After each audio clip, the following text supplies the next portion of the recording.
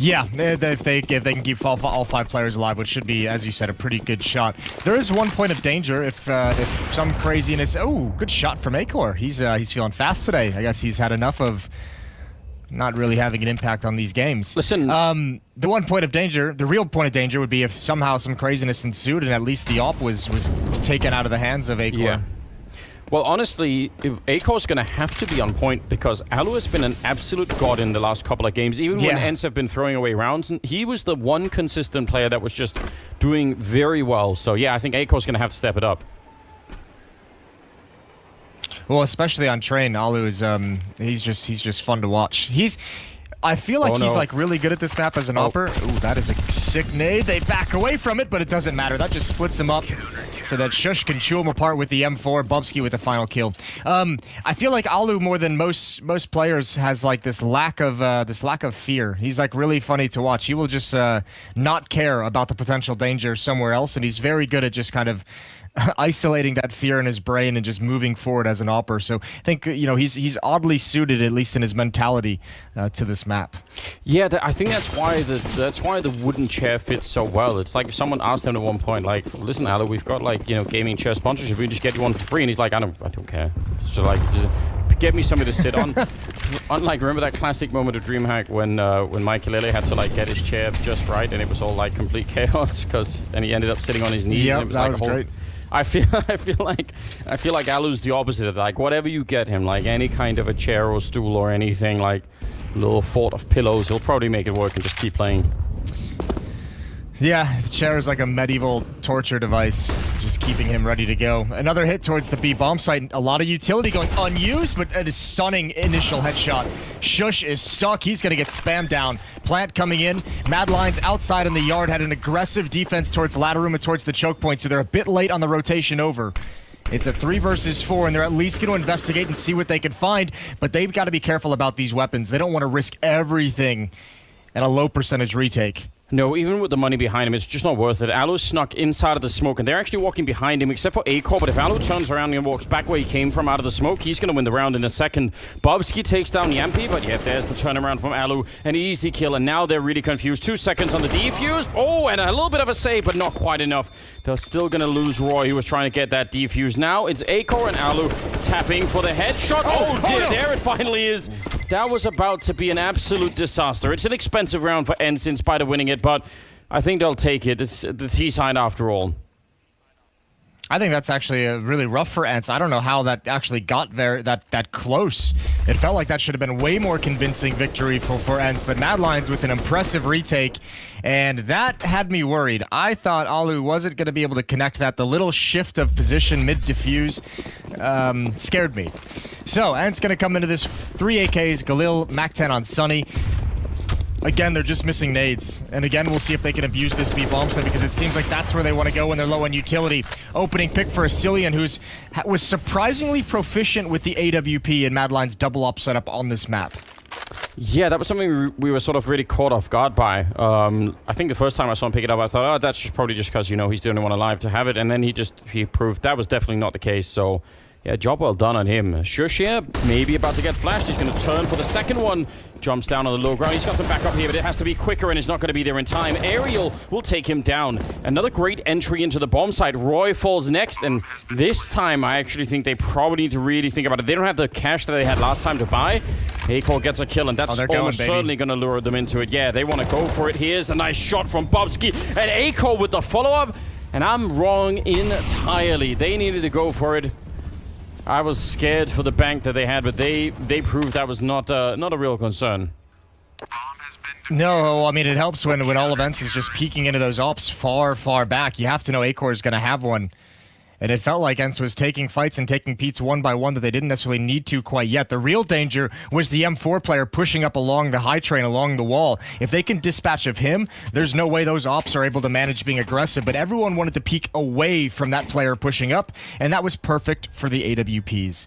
4-2. This has been 2 things. At the moment, we're not quite seeing that Ence that we had yesterday. Maybe they warm up into it, so I mean, it's still very early going in the map. But also, this has been a very one-dimensional start to the half.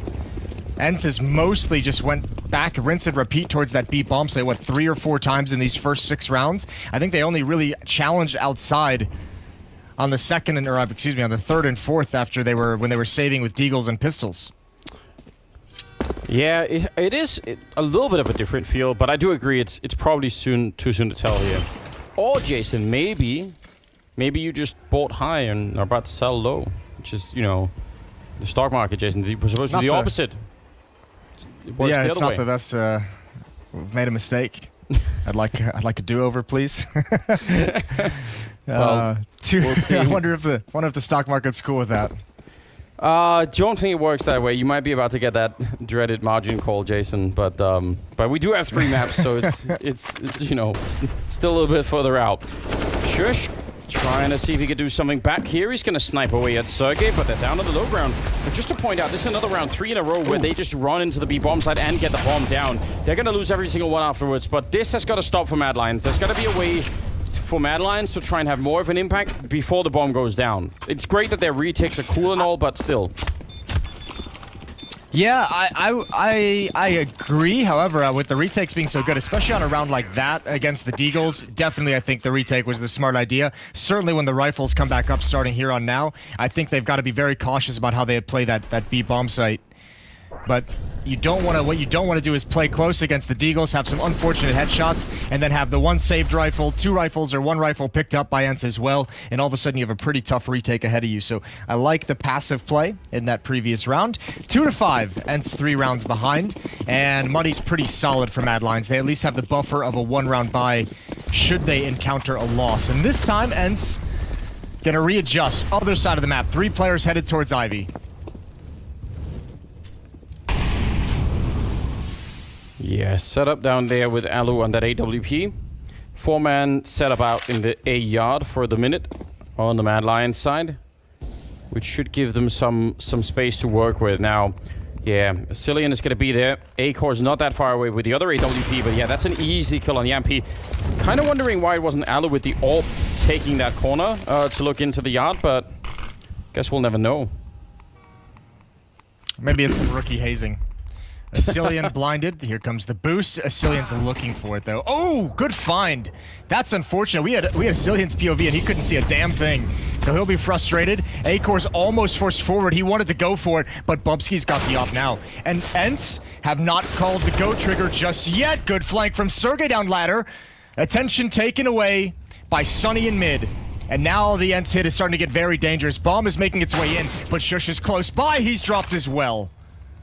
Oh, that's looking very, very nice. And I think potentially a bit of a breakdown there from just the defensive protocol on the MLions side. I don't think they really were sure who was covering what after the first engagement, and that was a bit of an issue. Acom going to be up on the ladder trying to find someone, but Aerial was basically right underneath him to get the kill. So, good round out of Ence, 3-5, and they actually have enough money to put together or sort of force together a buy here, MLions. A little bit low on a Cillian, but that's a little bit of a luxury for the Danish side, though. I mean, you know, this is early on, 3-5. Yeah. They could have easily run out of money already in MLions. Yeah, they could have. It's a good thing those retakes have been so clean. They've been able to do it without taking too many heavy losses. Those could have been way more costly. Yeah, that's a good point. Third round for Ence, but if they can win this round here, the money's broken, then they have a big advantage. And you might even be able to get the knockout punch. If this inner hit works, if they commit to this and find Shush quickly, then it might have to be a save call for MLions, in which case Ence can build up their own money with a very clean win. But you've always got to be mindful of ladder. We've seen Bubsky a number of times willing to just fly up for no good reason. Yeah, he's a bit crazy like that. Inside of the B bomb side again, that's... God. Oh, Aerial will take down... Did he jump? I really need to see a replay. I have to see a replay of that. We're going to have to find it. It's a save call. Yeah, sure, it has to be. So what I just talked about. That's a clean entrance provided by Aerial. Oh, and there's no way MLions can fight for it. Make sure if we find the replay when it comes to guys that you're not like, you know, drinking anything or like, you know, chewing on some food, because, you know, you might have to just spit it all back out again. I have a feeling this is going to be really disgusting. I could be wrong, but just from what I was looking at the minimap, it looked like it was about to be absurd. Anders, you've built this up into something. I If know. It doesn't deliver. Well, then it'll just be funny because I'm so hyped up about it. But let's just see if we can find it again. Don't want to throw production under the bus too bad. Listen, they have been working we've got some great days. people in production. Yeah, but I've got faith. They've been phenomenal. I think we're going to be able to pull it off. All right. Well, we'll find out. If not, I'll go track it down later. I have to find it. My curiosity is too overwhelming. 4-5. What a good recovery from Ence. In spite of, as we said, it didn't look like the peak Ence that we saw yesterday. But if they build into it, it's still fine. I mean, that's still okay. It's the best of 3. They can spend some time, and 4-5 is great for a beginning on T-side train. I think the unfortunate part for Ence is by calling that save MLions, obviously, I mean, kind of a necessary call, but also a very smart one. They've neutralized the idea of that economic break and then Ence getting a couple of easy rounds because they still have the AWP and 3 rifles and plenty of utility. They have 1 kid on Bubsky and, sitting right around 2,000 on most players as well. So even in a loss here, the losing bonus is going to give them 4,400, so that's the opportunity to buy very much so in the next round as well if they'd like to go for that. So there's a world where Ence doesn't really get any easy rounds in this half because of the early success from MLions, and we'll have to see how it plays out. Yeah, I mean, this should be like a classic. If Ence loses this next round, then suddenly MLions, all the economic troubles is pushed further back a little bit, and that would be super frustrating. Bobsky going down, although Sergey did also take a fair bit of damage. Set up with a grenade here, and it's going to be surely a peek with... No, he's waiting for it, actually. Thought maybe they would both peek at the same time. Just going to be a smoke setup instead, and that's holding 3 people back down there from the Ence side. So, some wild spam coming out, and not connecting with anyone. Really, some Aiko, a little bit of damage, but that's fine. Let's see how Yumpy handles this. He's got Ariel sticking around with him, but you have to imagine Asilian's going to be making a play at some point. Acor holding with the op, and maybe it's one shot with the AWP, and then comes the push. Ariel's just playing counter flash, staring right into the wall. And I think Ence is relying on some mid-pressure to take the attention away from Ivy. Ooh, that's a dangerous peek from Yumpy. A bold swing. I don't know if they were peeking enough to see the trajectory of that smoke, but that might be the information. Roy, Alu's got to commit to this. He's got to take that fight down, and he's got him. He's got him pinned in. Acor finding one at Ivy. There's the push through from Ariel, and it's an awkward timing. 2-on-2 and they weren't into a expecting 2-on-1. Shush is the B player, and they had already taken down Roy towards main, so they weren't expecting for Shush to be in Pop Dog. I mean, why would he be when he's anchoring the B bomb site? So they don't even check for it. And that is probably the reason why he's able to get that kill so easily coming in through Pop Dog. Really advanced and smart movement from Shush, who had been playing upper B the whole time pretty much. Now it's Ariel down here. Oh, that's a little bit of noise. A lot of noise. 10 seconds. He had to do it. Didn't even notice the time. But yeah, he had to make noise at that point. There was no other way out. So, close round, but they saved 2 AWPs, man. MLions are getting away with quite a bit, actually, in this early part of the half. They've done a great job of saving what they need to and always maintaining the ops that they've invested into. Look at Acor, 15-3. Here you go, Anders. Oh man, I still want to know. Did he jump back there? I can't actually tell. I think he did. No, he did not. He didn't? No, that's not a jump. Is it not? I can't tell. So. I think he jumps up on the spindle. Yep. It is a jump. He is just jumping. I was sure of it. He was further back. I saw it on the minimap. I might be a genius, Jason. It's not clear yet. There's some early signs. You mean, listen, you definitely are not a genius. You've gotten one thing right. You're like Semler. It's like the first time you've got something right, and you're already off to the races. Just let us have this moment. Semler and I were doing well. All right. Well, I might have called that too quickly. Still, 11th round is coming up. Listen, I am prepared for the fact that I might not be a judge. There are signs to the opposite as well. I'll admit it. I'll be the first to admit it, Jason. There are a couple of signs. Yeah, that line between genius and madness is very thin. Missed Molotov in towards T-mid. A double drop very quickly, I think. They've seen this push a number of times. I think this is how Sergey... That's a big win. One more. It's Shush! And there's the double drop, but it's late and uncoordinated. Shush is going to survive with 4 HP. And look at what a massive difference in the defensive setup. Shushu's been anchoring B now. It's Acor and Asilian double up over at the B bomb site. That is such a big change for MLions to be making. And think of what that does to Ence's ability to sort of read what exactly is the defense like. It's great to be able to do this really on any CT side, just making it harder to... Because once you get a kill, if you're Ence, you know, you look at the scoreboard and you think, well, who did I just take down and where are they normally playing? That's sort of second nature to pretty much every professional player. But it's a lot harder if they're moving around like this. Oh, inside of the smoke. Sure, he can't see anything right now. Sunny's got this kill unless he somehow manages to get the right timing. But it should be a kill for Sunny here. He's exactly in the right position. Smoke is going to fade in a second, and Shush is walking back and forth. And there it is. Great headshot. Yeah, but it's still the ops they have to deal with. One on bomb train. Bubsky's rotating around into a new position. I think Alu might just be trapped here. I don't know how he's going to get involved in the action. They need something to take Bubsky's attention away. And he's going to get close up. Alu's looking the wrong direction. Nice play from Bubsky. Didn't want to wait around. Yumpy with some kind of a response, but it's an op holding the line. And it's an op getting up into heaven. Good shot from Yumpy, but I don't know if he's going to see Acor. One missed shot will give away the game. He's going to plant the bomb, but Acor still remains hidden.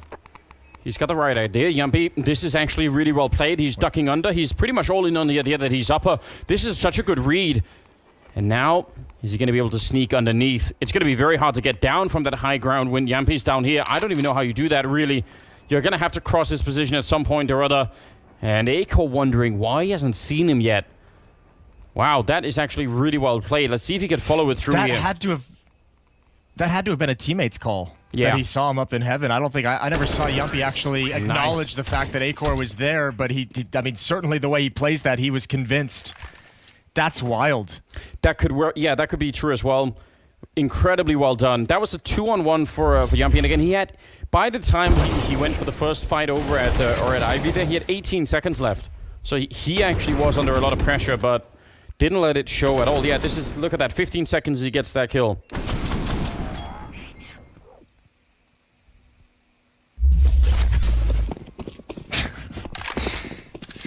Crazy, crazy kids. All right, well, they forced a bit of a save out of MLions. It's a force buy, I should call it. Deagle, CZ to go down. Ariel and Yumpy going to handle the aggression towards ladder room. Now they've spotted one in Sandwich. That's Acor. Certainly, they're just going to Molotov him at some point. They need him to commit to the fight sooner than later. And finally, he has so much pressure, has to go for the swing. Shush is spotted on the flank. All that's left is Asilian, but he's only got a scout. Yeah, and that scout's not going to be too effective at this point in time. It'll get the one kill, and that is also all they'll get in the round. So it's all tied up. 6-6 now. And they still don't have money on the MLions side. You were right, it was a force up the last round. So, wow. That was an aggressive mug that he had going on.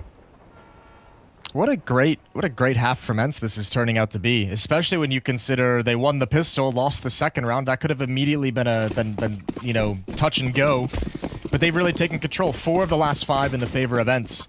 They now have economic control, they now have momentum, and they have all the advantages going into the final 3 rounds of this half. Well, they're all pushing in the upper part of B where no one is, and Ence are about to find out that this A-bomb site's pretty empty. Sunny's already walked all the way out. So this is a good start. And again, you know, this is MLions in some sense getting away with a couple of more buys than even what could have happened. Like, they could have had, I think, maybe 1 or 2 buy rounds less. Yeah, they did delay that harsh reset for as long as possible. This round's going to just drift away. It'll be Ence to get to 7. They've taken the lead for the first time since round 1. Since the pistol round. Sergey watching the flank. He's either going to have a chance. Him and Alu might just be able to farm everything. Sergey's ready for this peak. There's the first, the swing out. Sergey's got 4. Can't get the pistol out in time, but that's a nice sequence for him. Acor, the last one left, is never going to recover that weapon, but he might as well run for it. 7-6. Yeah, and this is really, I mean, again, and you said it, they won the pistol round and then they lost the following round. And again, if that hadn't happened, you know, if they just won the traditional 3 rounds, there are so many details here that could have made this even more impressive for Ence. I think they're under a fair bit of pressure right now, MLions, to try and get the last 2 rounds, make it 8-7. Slow down the finish side a little bit, because it is getting a bit scary, actually. Yeah, certainly is, and the odds are as close as can be. Still, actually, slightly favoring Ence. So everyone's coming around to my line of thinking. I like to. I really like that. I'm leading the charge. Better late than never. It's all meanders. Well, you have been doing good in the predictions. I'm not gonna lie. So maybe people should start listening, paying attention. Nah. You don't want the pressure. You rather be the underdog. Yeah, I don't want all the attention. You know, right. I like to be in the shadows. Yumpy, this is awkward. It's very awkward. Right by a MLions. Oh dear. Oh no. Oh, someone's gonna get punished for this. Someone's gonna get punished. It's gonna be Sergey, and he's gonna be so confused. Yeah, but MLions might go down in a second. Confused. Oh no, he still wins the second fight. Yumpy must be so. They must all be confused. Did he just teleport there? Have they left no clip on for some reason and he just went in there? That is mental. The amount of timing that had to go proper for MLions. What a weird sequence. Sonny is going to have to try and get aggressive. He's trying to move back into the back halls, and he's got an avenue for it. I don't know if anyone's actually spotting this. This is weird. This is turning out to be a really weird, sneaky round. There's only 20 seconds left, though. So he's going to have to pick up the pace. He needs to find that player on top of the trains. He needs to do it right now so his teammates can get into this site. There's the first. Oh, it's just a little bit late. There's Bubsky to go down, and actually they have the train yard. There's one player in Old Hell, but they have 5 seconds to get this plant in. Acor, he's going to stop it. He's definitely going to get the defuse now, and he's got the op. Wow, yeah. That was a weird round. That was a strange round. I mean, they almost brought it back. It was 2-on-2 at the end there in what looked like a completely crumbled round. So, interesting stuff. Well, back to 7-7. And again, a must-win round there for MLions. They were out of money. Even now, winning it, I mean, you know, they could drop some rifles for their teammates, Sicilian and Acor, and Bobsky actually had a little bit more analysis. But still, it is just on the edge there for them to buy everything they want. And plenty of money for Ence to buy in this 15th round. So that's also, you know, something to look forward to for them. Man. Allo looking a bit frustrated, but there's no reason to. They're playing a great game. I feel like the only emotion Allo shows is frustration. It's either no emotion or frustration. Yeah. Something like that. It's just the mild headache, like, oh, why? Why can't we just win all the rounds? He's holding an angle in mid at the moment. Ain't nobody peeking that. Acor with an AWP. He's playing that in CT connector. He can transition between the bomb sites, but now he actually rotates onto the bomb train into camera and takes a nice quick peek. Rips off Alu's face. Yeah, it's a pretty good start. It's a sort of a battle again. Acor and Alu, that's, you know, I don't know what the history is exactly between those two, but something that'd be worth checking into at some point, or maybe just following throughout this best of 3, because that could be... It's not that they're always going to be fighting each other, but it could be fun to see who's going to be coming out on top and who's better at it. I really rate Alu as very high up. There was a thread on Reddit yesterday I noticed about Alu being potentially an underrated player. And it's weird because I feel like every time we do start rating him highly, you know, something goes wrong either in Ence or just in his career. But a bit of a chance here. Cillian will return it though. So still, certainly not underrated in my mind because I think of him as being incredible. So... Yampy, bit of a shot there, but it's not enough. They won't be able to do it. Sorry about that, Jason. But 8-7 at the end of the half here. That is, I think, just enough to make it feel a little bit good for MLions, but enough to really start celebrating. There's still going to be a very, very tough first half, which will be coming up right after the break. So stay tuned.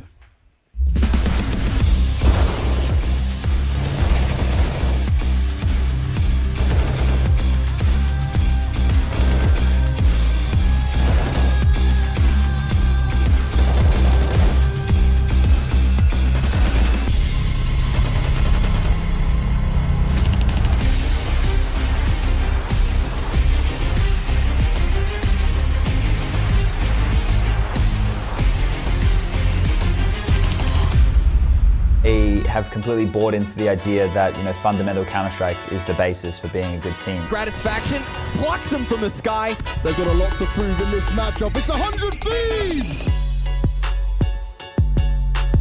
We should be a contender to be in the top 5 teams. Internally, I feel like we're pretty hardworking. The Aussie lineup known for this crazy practice, known for the boot camps of what they can deliver. They have a very good base and understanding of how they want to approach the game as a team, and that's something that a lot of teams lack. They don't have an identity.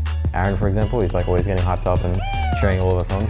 I mean, me and Justin were pretty different people, I would say. He's a very quiet person in general. I'm probably a little bit more louder than him, but in game, I think we just have a respect for each other.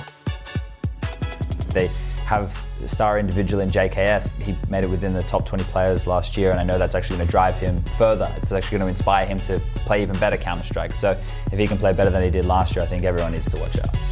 And he takes down Kenny. Follows up onto Hunter. 3 frags from him. We met our goal last year of making the top 5, and we want to keep building upon that, and trophies is the next step. I think we had a lot of success last year, and I think we know what works for us in terms of practice and scheduling and stuff like that. So putting all that to use this year and only improving on that, I think we should only just do better.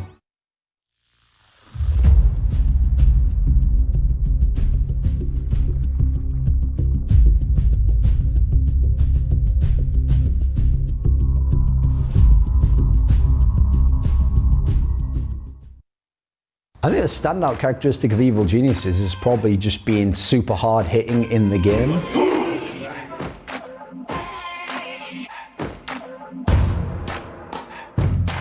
I would say dangerous, just because our potential and our peak is kind of unknown, so we can, you know, play at an insane level. I actually think that they're probably top 2 or 3 team in the world in terms of raw skill across the squad, and they use that as their main strength. 9 seconds now. He makes for the jump, and Stanislaw, he nearly gets it, and he will eventually. I would say erratic is the word that best describes Evil Geniuses. Hype for sure. I think we just love that energy. I would say exciting, just because it's probably pretty exciting to watch us, just to see how we do.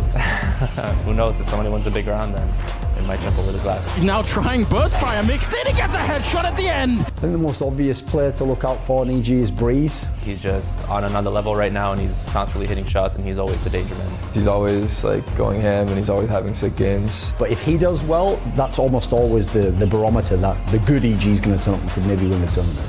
10 seconds left, and he's going for the fight out in the open. Breeze will win it. I think we're definitely on course to reach that level that we reached last year, and we're hungry to reach it again. Top 4s on a consistent basis and reaching finals on a consistent basis. So for me, it's EG all the way. It's going blue all the way.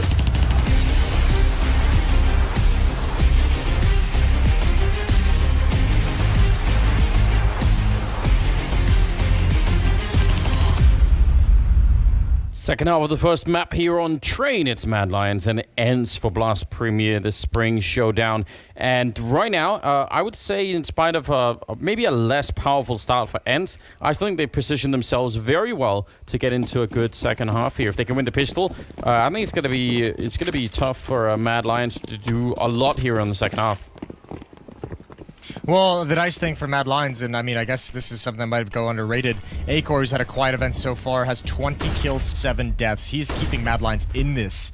We'll see if he can have that same impact on the second half, but he is far and away the best performing. Next closest is 9 kills on Bubsky and Shush. This is a lot of progress for Roy to have made. It seems like it's all a fake for the moment, but now that he's this far deep, he's calling everyone back. Oh, Sonny.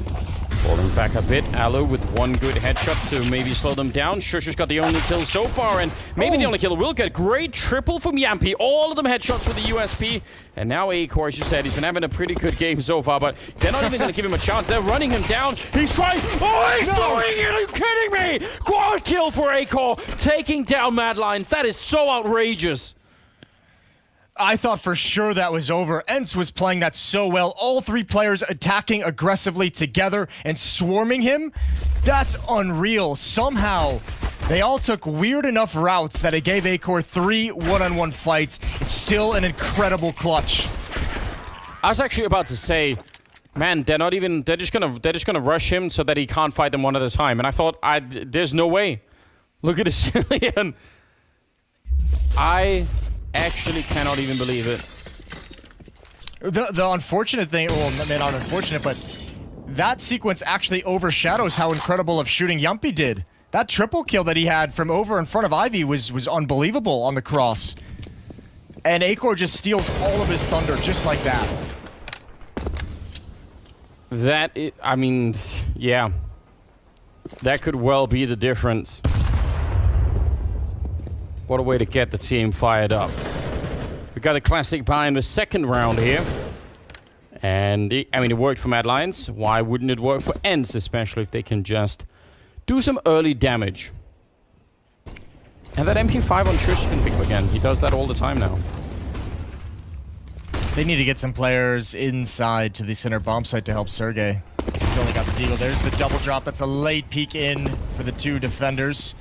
There goes Sergey.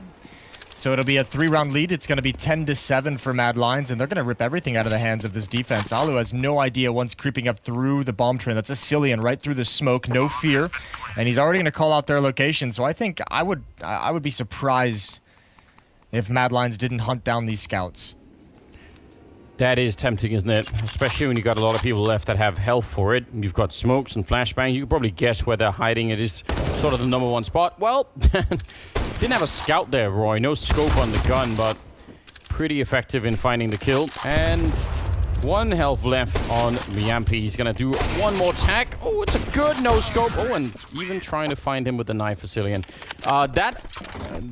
I mean, it's a lot of trust in their own play there. You know, feeling that good about it. Don't want to start the knife kills just yet. Just saying it. It's too early.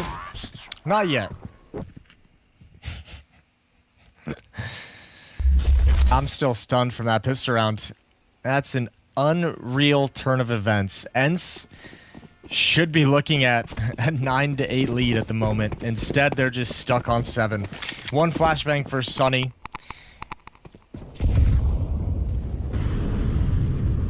But all 5 players outside, 3 of them at the bomb train. They're looking for that flashbang in the sky when MLions eventually does commit, and we'll see what that can do. It's a long shot, but at least it gives you a chance. It's also hard to throw one in this particular yard that isn't, you know, if it falls into the middle behind the trains, then anyone, you know, the E-box won't be flashed. It's like, how do you find that flashbang to be perfect? There we go, and it works really well against the Cillian. But the cleanup crew is here, and they'll do their job just fine. So, I mean, it's pretty good. They've also taken down Roy. Sergey will fall last. So, I mean, for $200, that's a pretty good outcome. Yeah, it probably would have been way more effective if they'd done it on the second round with all the deagles in hand, when you could actually shut people down quickly. Either way, you're right. $200 investment, and you've taken about $6,000 or $7,000 worth of equipment away from the MLions side, so not shabby investment at all. That's a great return. But now Ence need to start putting rounds on the board. Double up setup immediately. Alu's glass cannon. Yumpy has the other one. And 3 M4s to surround the ops.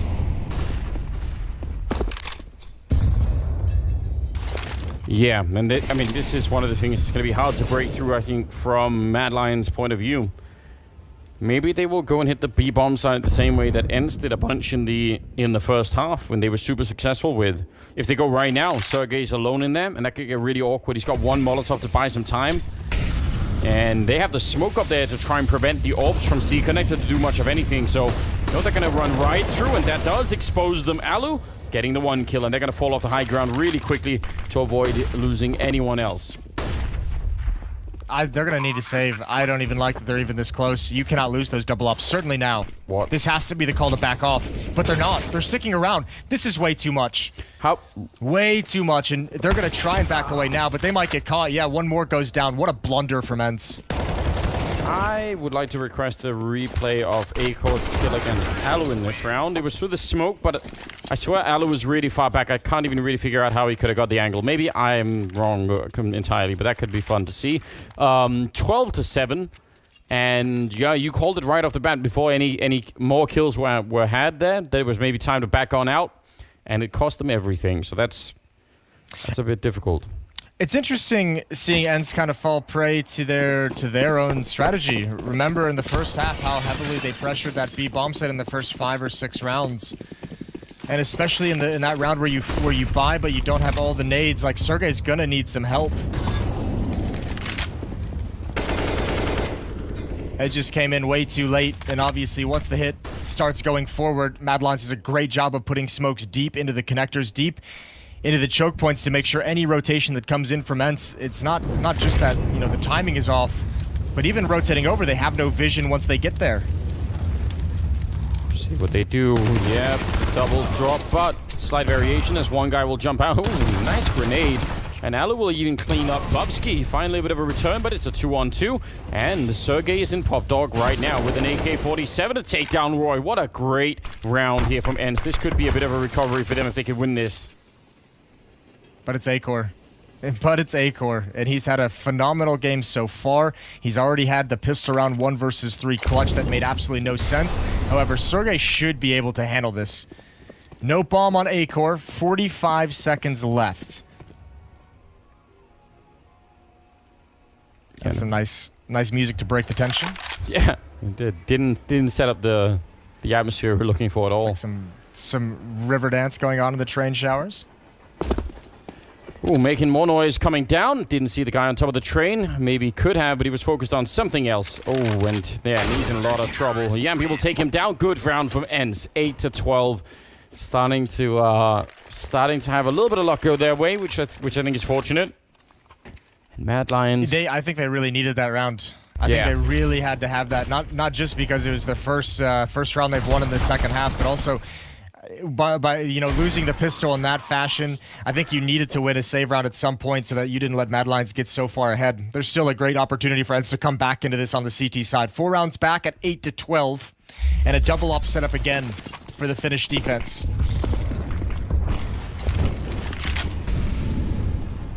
Yeah, and even then, you know, their economy is not that good, so they need to keep winning right here. MLions also spent all of their money in the round, so this 21st round could be one of those pivotal ones. Oh, Roy, he's bumping into someone, as you know. If he keeps moving forward, he's got to wonder. Oh, but Sonny will win the fight. Okay, well, now they're going to go, and they're going to go quick right into that orb of Alu, taking down Acor. Is he going to go back for more? Yes, he will, and Bubsky takes him down. Deep Molotov to try and stop the bomb. Keep trading inside of it, but it's going the way, it was the way of Ence. 1 versus 2 now for Bubsky. He's low on health and on top of the train.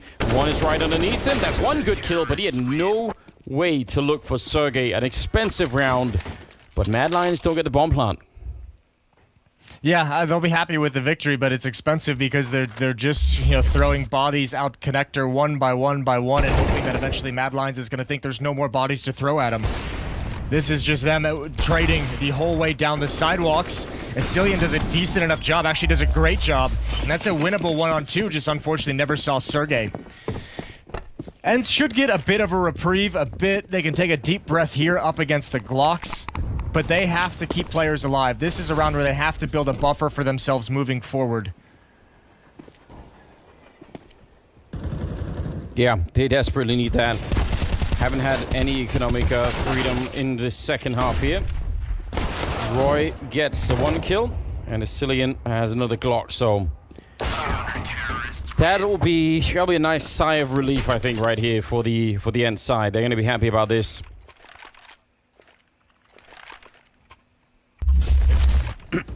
Still just the 1 AWP though. We've seen Ence. I mean, MLions was able to run a double op setup pretty decently in the first stages of the opening half, and keep it alive, keep it going round to round. It was effective. Ence have not been able to establish that. They've had a double op 2 or 3 times in this second half, and it's been ripped away pretty much each time, whether it's by loss, whether it's just by dropping the op on the ground and not being able to recover it. So Alu's going to stick with the only AWP. 2 rounds back as MLions call a timeout. Galil being picked up. AK's being picked up. MLions going to battle for this round. Yeah, which, I mean, that's probably fine. I guess the worry that they have to have is if they can't at least do the same amount of damage. When they have those rounds, right, like they had the other round where they were in B and it was a 1-on-1, any round that ends like that, MLions probably just shrug and say, okay, well, we win the next one, their economy is gone, so that's fine. What they have to be worried about are those flawless or near flawless rounds from Ence, so see if they can make sure and do some damage in this round as a minimum, and maybe even start to win. They are 4 rounds away from picking up this map, so it's a good trend for now. Yeah, still, Ence have recovered well enough in this where you'd think they have a good shot of coming back and stealing this map away as well.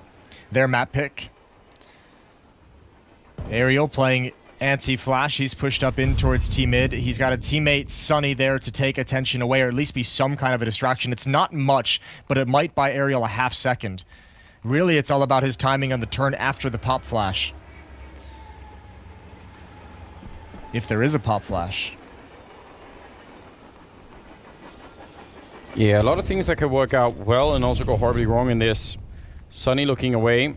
Aerial now has to stop playing that anti-flash position. They're going to smoke it up. That's actually a really good smoke. 48 seconds.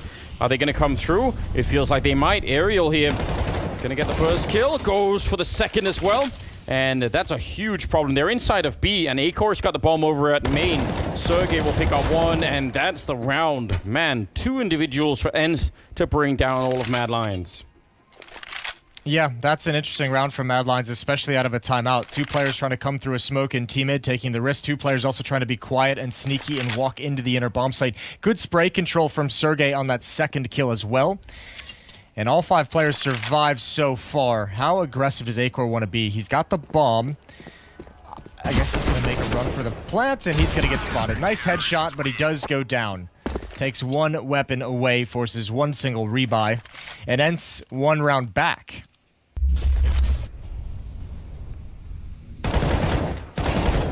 I mean, it's really tough to deal with when that smoke goes down in main. Because at 48 seconds, you know, it'll be sort of, you know, just entering into what, like 32 seconds or something by the time it really starts to go away. So yeah, then you have a lot of time. Yeah, I'd need to watch that back because I do like after the thought. I don't know exactly what the strategy was going to be at the end game, but 2 players close to hitting inside the way they walked in, and 2 players trying to come through that smoke and team mid. I'm kind of trying to think of what the end game might have been if that was going to be some kind of a fake. Because I mean, I would make sense if they were trying to come through the smoke to coordinate a hit out ladder room as well, right? And maybe that it was the plan, and the 2 players just kind of changed it up. But the bomb was still on Acor, who's in team mid as well. Good shot from Alu, the jumping Asilian. And it's just Bubsky, the last one remaining, and he's been spotted out as well. It's just a matter of time. So we're going to be all tied up down the stretch, Anders. 12-12. Ence have completed the comeback. And now it's about being dominant for these final 4 rounds needed for either one of these teams. 4 rounds away from taking the map. Yeah, they've set themselves up so nicely, Ence. They've got the double orb in play. Even behind that, they have a lot of money to work with. They're not immediately about to be reset. I mean, all of the trends right now pointing towards Ence being the first to get to 16. I would like to see a change of pace from MLions. I feel like right now they are getting, you know, picked apart from much of this slow play. So, yeah, maybe just get like a basic read and then try and go for it. Oh, that's a good nade. They're going to push behind it, but it's an AK. Oh, no.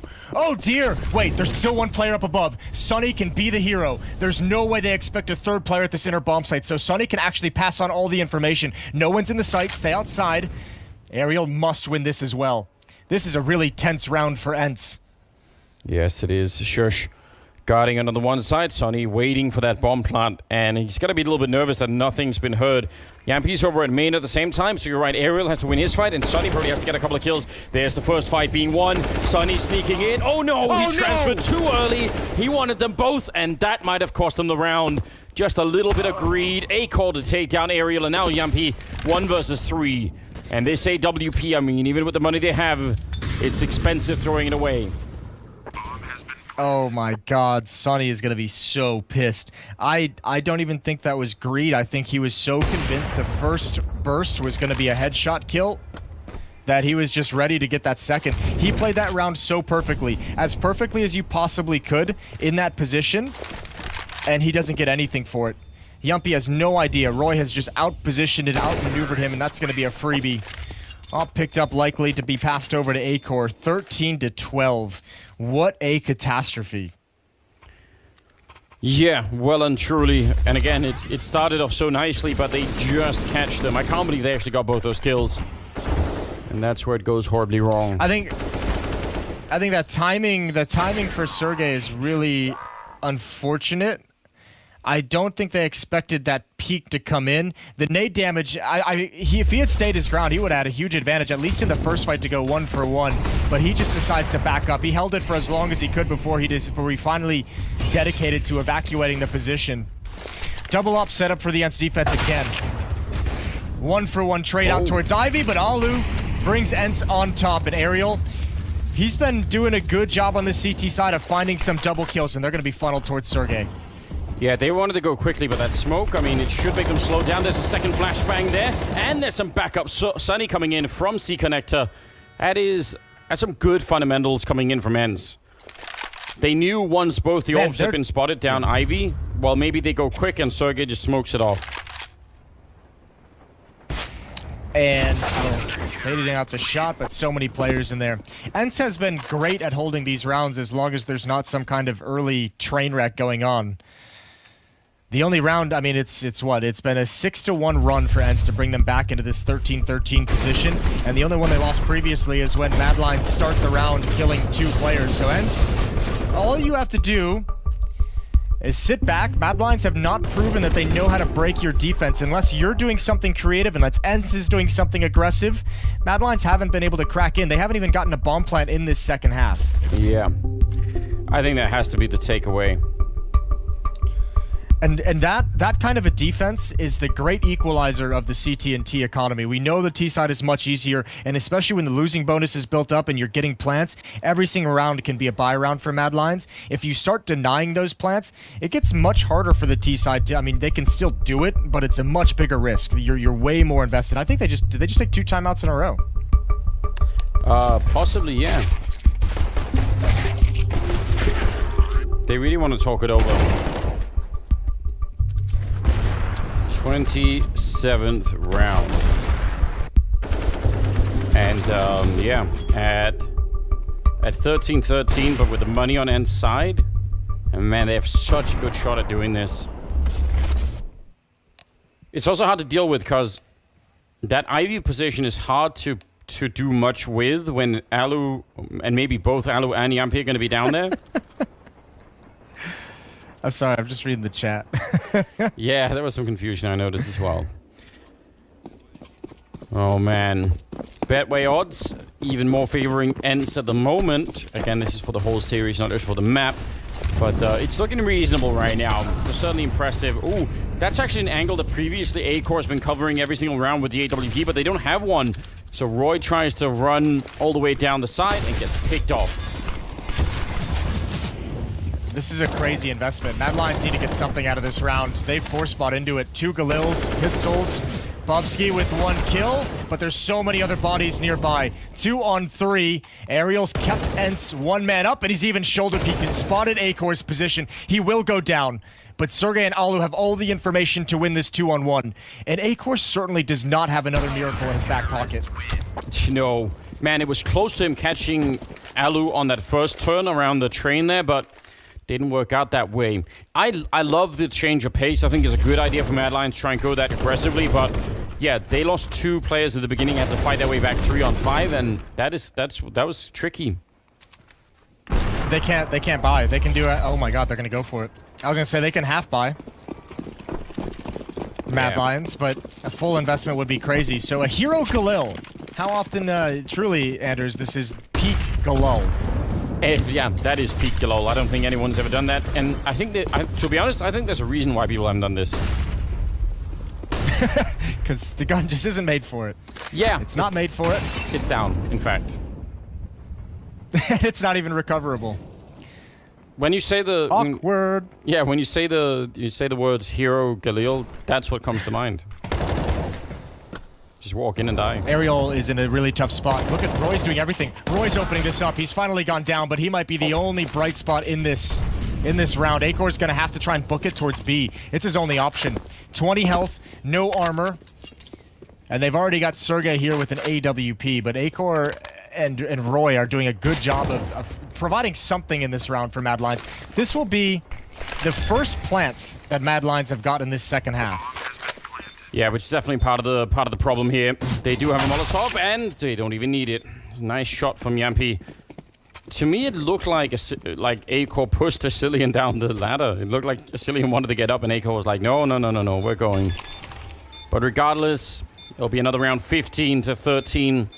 This is just a nice recovery. I think this is actually... Like, obviously, you know, this could have been the kind of Ence where they start off and just, you know, like, they're at their high point from yesterday. But there's something great about watching them, you know, being able to have a lot of struggles and then just get a grip on the game and never let go of it. That's kind of a cool feature. Right now, Yampy at 23 kills, Alu at 22, Acor at 31 and 17. So... That's the real heartbreak if you're MLions. It feels like if they can't win this map, they're going to really squander perhaps the first great performance we've seen out of Acor in the Spring Showdown. We saw plenty at Flashpoint, but this has been maybe the first time that we've really had to call his name a whole lot. He's been fantastic. So 2 chances right now for MLions to try and get it into overtime. They haven't proven yet, really, that they can actually break this defense of Ence. So they will have to have come up with something really cool. When you think about this Ence run, 8-1 in the last 9 rounds, it all started, remember, with a force buy from Ence. They won that based off 2 kills from Alu's 5-7. Pop flash, ladder's under attack. They're already out. They're streaming out. No one had eyes on it. Alu's going to recover it. Holds the angle on the right side. Now the left. Good flick over. It's a 2-for-2 trade, and we have a 3-on-3 in the outer yard. Well, but Yampy's down here as well. This A yard has just been so hard to deal with. There's always 4 people out here, 2 of them with the AWPs. And now Roy and Acor trying to bring it back, but Roy will go down. Acor, the last man standing in a 1 versus 3 to try and clutch it into another attempt. But yeah, the grenades are reinforcing him back. And they know exactly where he is. The bomb is all the way out there, so he can't really run away. He has to just go and fight it at 30 seconds left. I think Ence have done it. What a fantastic return into this train map for them. 16-13 as they bring down MLions in the first map in this best of 3.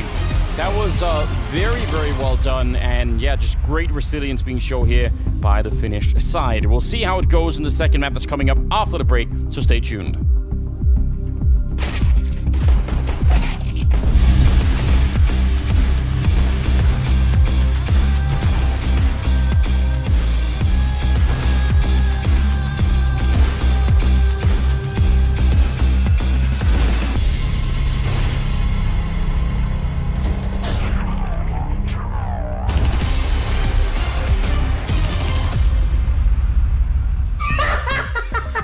Please knife him. Hey, how's it going, everybody at home? Hello, everyone. Welcome.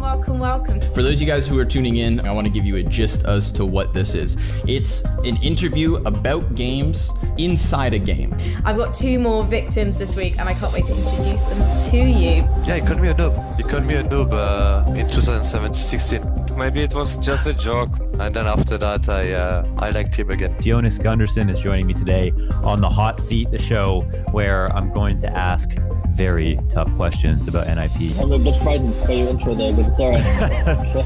There's an internet cafe owner that paid me in Snickers bars to help fix people's PCs. I usually have 20 to 25 minutes just stretching out the body. Lige, it's good to see you, man. You're looking happy, you're looking healthy. Are you as happy and healthy as you look? Yeah, I'm feeling pretty good. I'm going to take some questions from the chat. So there's a lot of guys out there asking you some specific questions. What would you say Rocker have brought to the table as a coach? If Isa was in my chair right now, he would say, nothing. So is everyone happy the Creed got taken down? Oh, of course. This volcano has yet to have been explored on any episode. Living life on the edge, brother.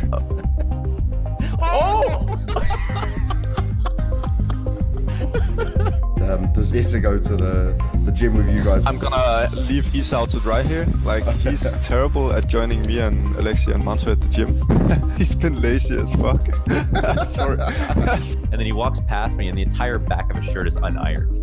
The whole back of his shirt. If I keep it up, I might become the captain of the Valorant team, you know, so holding my fingers crossed. Mindset. I think for us it's a huge psychological thing. And then you feet in the middle every single time. Let's go. First time at Lobby, I actually insulted him in game.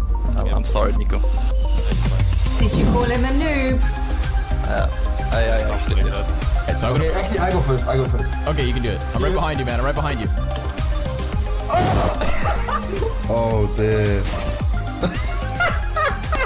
I just need a sip of my chocolate milk. Maniac and Scorning. Hello, boys. You're back. Yeah. What's happened to Lourdes? Oh, he's back. He's back. He's absolutely fine. No, Lourdes. I'm so sorry. I have forgiven you already. Oh my god, it's beautiful. That's all you needed, man. Good night. All right, see you, dude.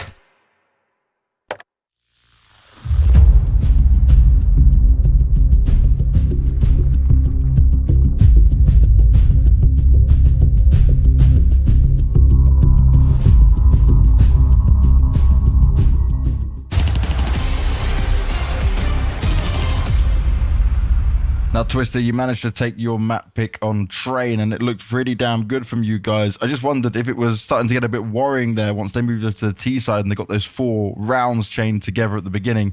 Did you start to think, okay, no, this is happening again? No, I didn't. But I have to admit, I was a bit frustrated about the CT pistol we had, but it happens, you know. But I knew that when we get the money, we can get the game rolling, and we still have a good chance to take it, and we took it. And real quick on Mirage, it looks like you'll be able to seal the deal potentially, because this is a good map for you guys as well. Are you surprised that they picked into this one? In a way, yeah. But I was thinking that they might pick it, but I didn't count on it. But hey, it's a good map for them as well, so it will be a good match. Da, da, da, da, da. Welcome back, ladies and gentlemen. And so that was Twista, who was already speaking about how, you know, the trials and tribulations of this match have kind of settled in. This is the even match we were expecting. MLions are fighting, but Ence showing up, running it back. It looked grim for them at the beginning, but they managed to turn it around. So Thorn, what stood out for you from this match, my man? It's actually amazing this was a 16-13 game when you consider it felt like every round the first kill was Ence's. Like, you're not even supposed to be able to win rounds when that happens over and over again. Anytime you see these team stats we're getting with the metrics, all the good teams obviously have like 60-70% win rate when you're in a 5v4 situation. So I think it shows how much fragging Acor did to even get them in the first half. In the second half, like, listen, they got into sights sometimes, but it's no good getting the bomb. They're getting into sights when you're always at a man disadvantage. Like, the fragging on the side of Ence was everything you would have hoped for. Meanwhile, my guys who I'm expecting to do the entries for MLions, Roy, Bobski, where were they? Where were they in this game? Like, it felt like they were just missing in the second half for me. It's fair. It's fair to say. It feels just like the pressure perhaps got to MLions. Like all of a sudden they're starting to make scrimmy plays, trying to push smokes. I mean, Maniac, what was your take on it?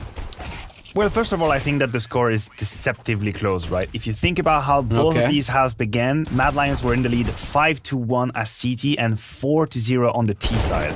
Honestly, once both teams got to a full gun round, Ence were just superior. I think they were superior tactically. I think, as Duncan pointed out, the fraggers actually showed up for Ence, whereas MLions, sure, they had Acor. And I want to give him props because, as I tweeted, I think he completely changed the course of that series. His frags, both on the first half and his pistol round, was the only or one of the only reason why MLions had a fighting chance. So all in all, I think Ence had a pretty complete showing. They lost the first few rounds, but when everything was maxed together, they were the better teams.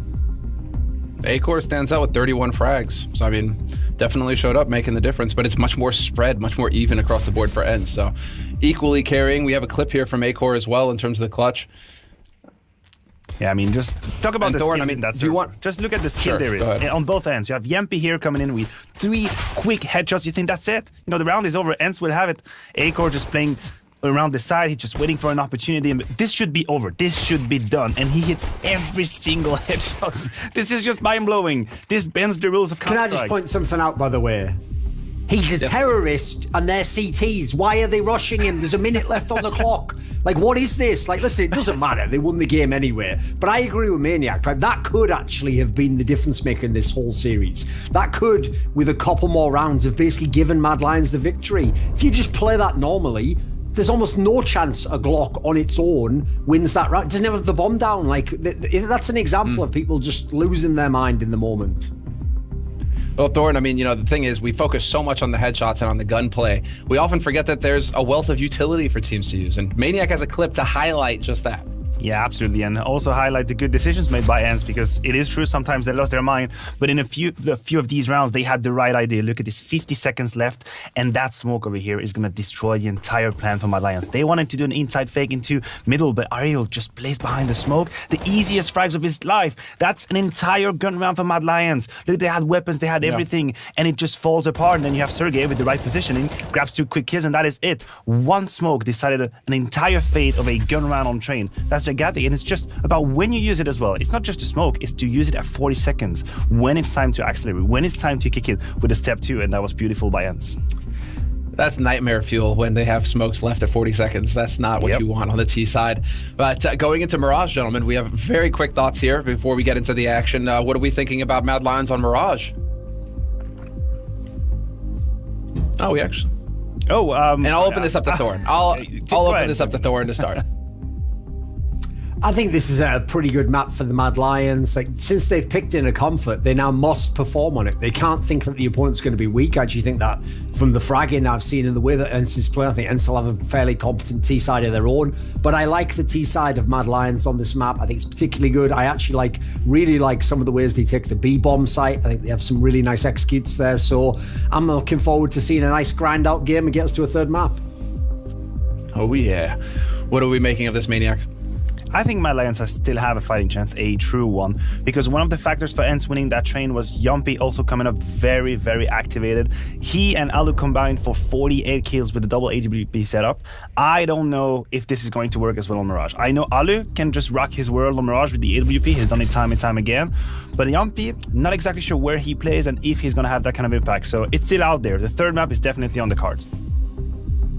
Well, on that note, gentlemen, I think it's a good time to start getting into the action, because right now what we have are 2 teams very evenly matched, but what I'm hearing from the analysts is that Ence are slightly favored. So going into Mirage now, we'll see. Are Ence able to bring the double AWP to the 4, or is it going to be the MLions getting the claws out and ripping the fins to shreds?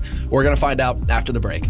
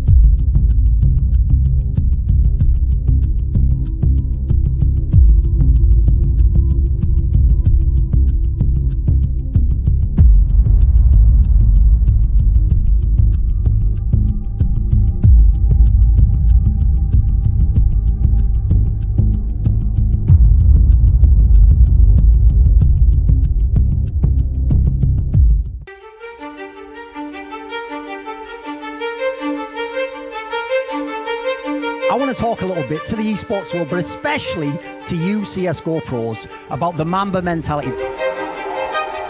I'm sick and tired of some of the things, some of the talking points that are coming out of these pro players. Like people saying, oh, well, I won a major, so what is there left for me to accomplish? Think it through. 2 majors, 3 majors. How about being the best you can be? If you could win 5 majors, if you could set the record, go ahead and go for that. That's what the Mamba mentality is about. It's about pursuing greatness. It's about building a legacy for yourself. It's about actually trying to be the best you can be, whatever level you're on.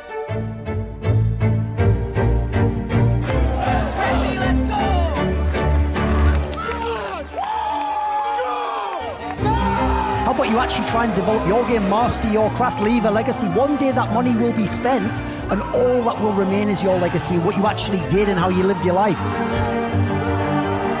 How about competing to take what's yours for yours so you can get that money, you can secure that career, they have something to look forward to in their lives. I die for people who are mine. Will you live for yours?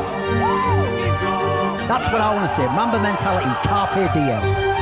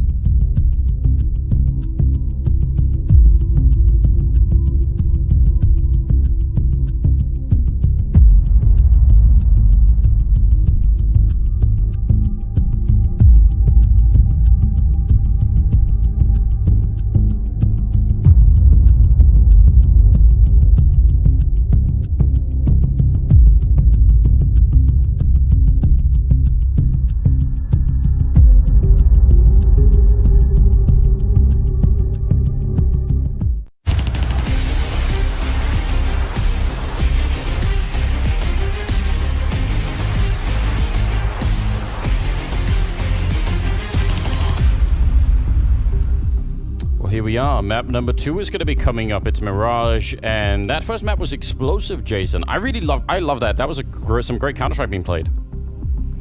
Yeah, that was a really great map. I mean, A-Core had, 20 kills in the first half. I think after the second half pistol where he had that miraculous clutch, he had 24. However, that's all thrown away. Ence recovered so well. They went on a huge tear on their own CT side. Their defense was dominant. So it was nice to see Ence respond to adversity by coming right back at it and taking that map out of the hands of MLions. 1-0 in maps for the favor of Ence. They can knock MLions down right here, right now, move on to those Spring Showdown finals. And here we go, on to Mirage. MLions pick, they'll be starting on the T side and starting on defense. Oh, yes, they are. And, I mean, this is a map where you can have some pretty good runs on the T side if you know what you're doing. MLions, they've been very aggressive towards the B-bomb side of the past, and they're going to do it again. Roy and AK are on the other side, but actually, yeah, they might just fake it. There might just be a little bit of a movement.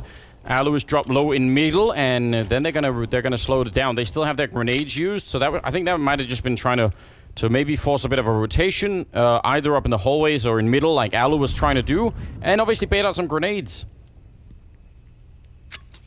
Looks like they're just going to go right back at the B-bomb site as soon as they pause just a little bit longer. Yeah, this is going to be a fake, though, so it's going to be Roy and Asilian. With the smokes. With the utility. Yep, and they're going to try and push and attack, but look at Yumpy and Sunny. Oh, they're going to get all the information. They may not want it, but they're certainly going to get it. One to the right. Great shot. Great double. And Yumpy's having 2 stellar CT pistol rounds. Oh, it's stolen away. That is so cool. Yumpy taking down A-Core.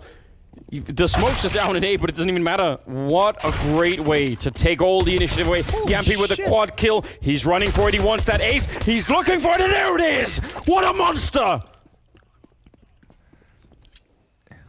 Oh my god.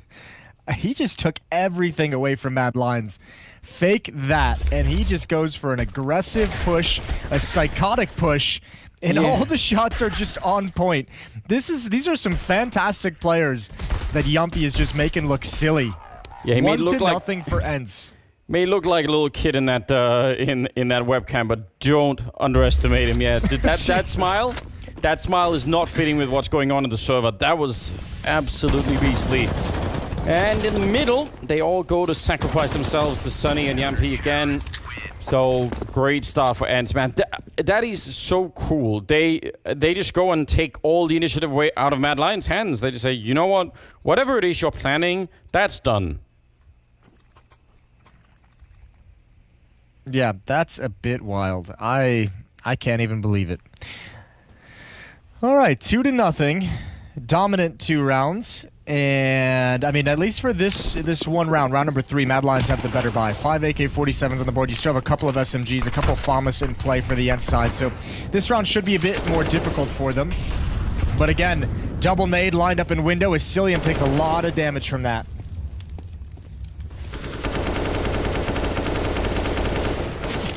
These AKs could be real good against against almost every rifle there, maybe except for the M4, but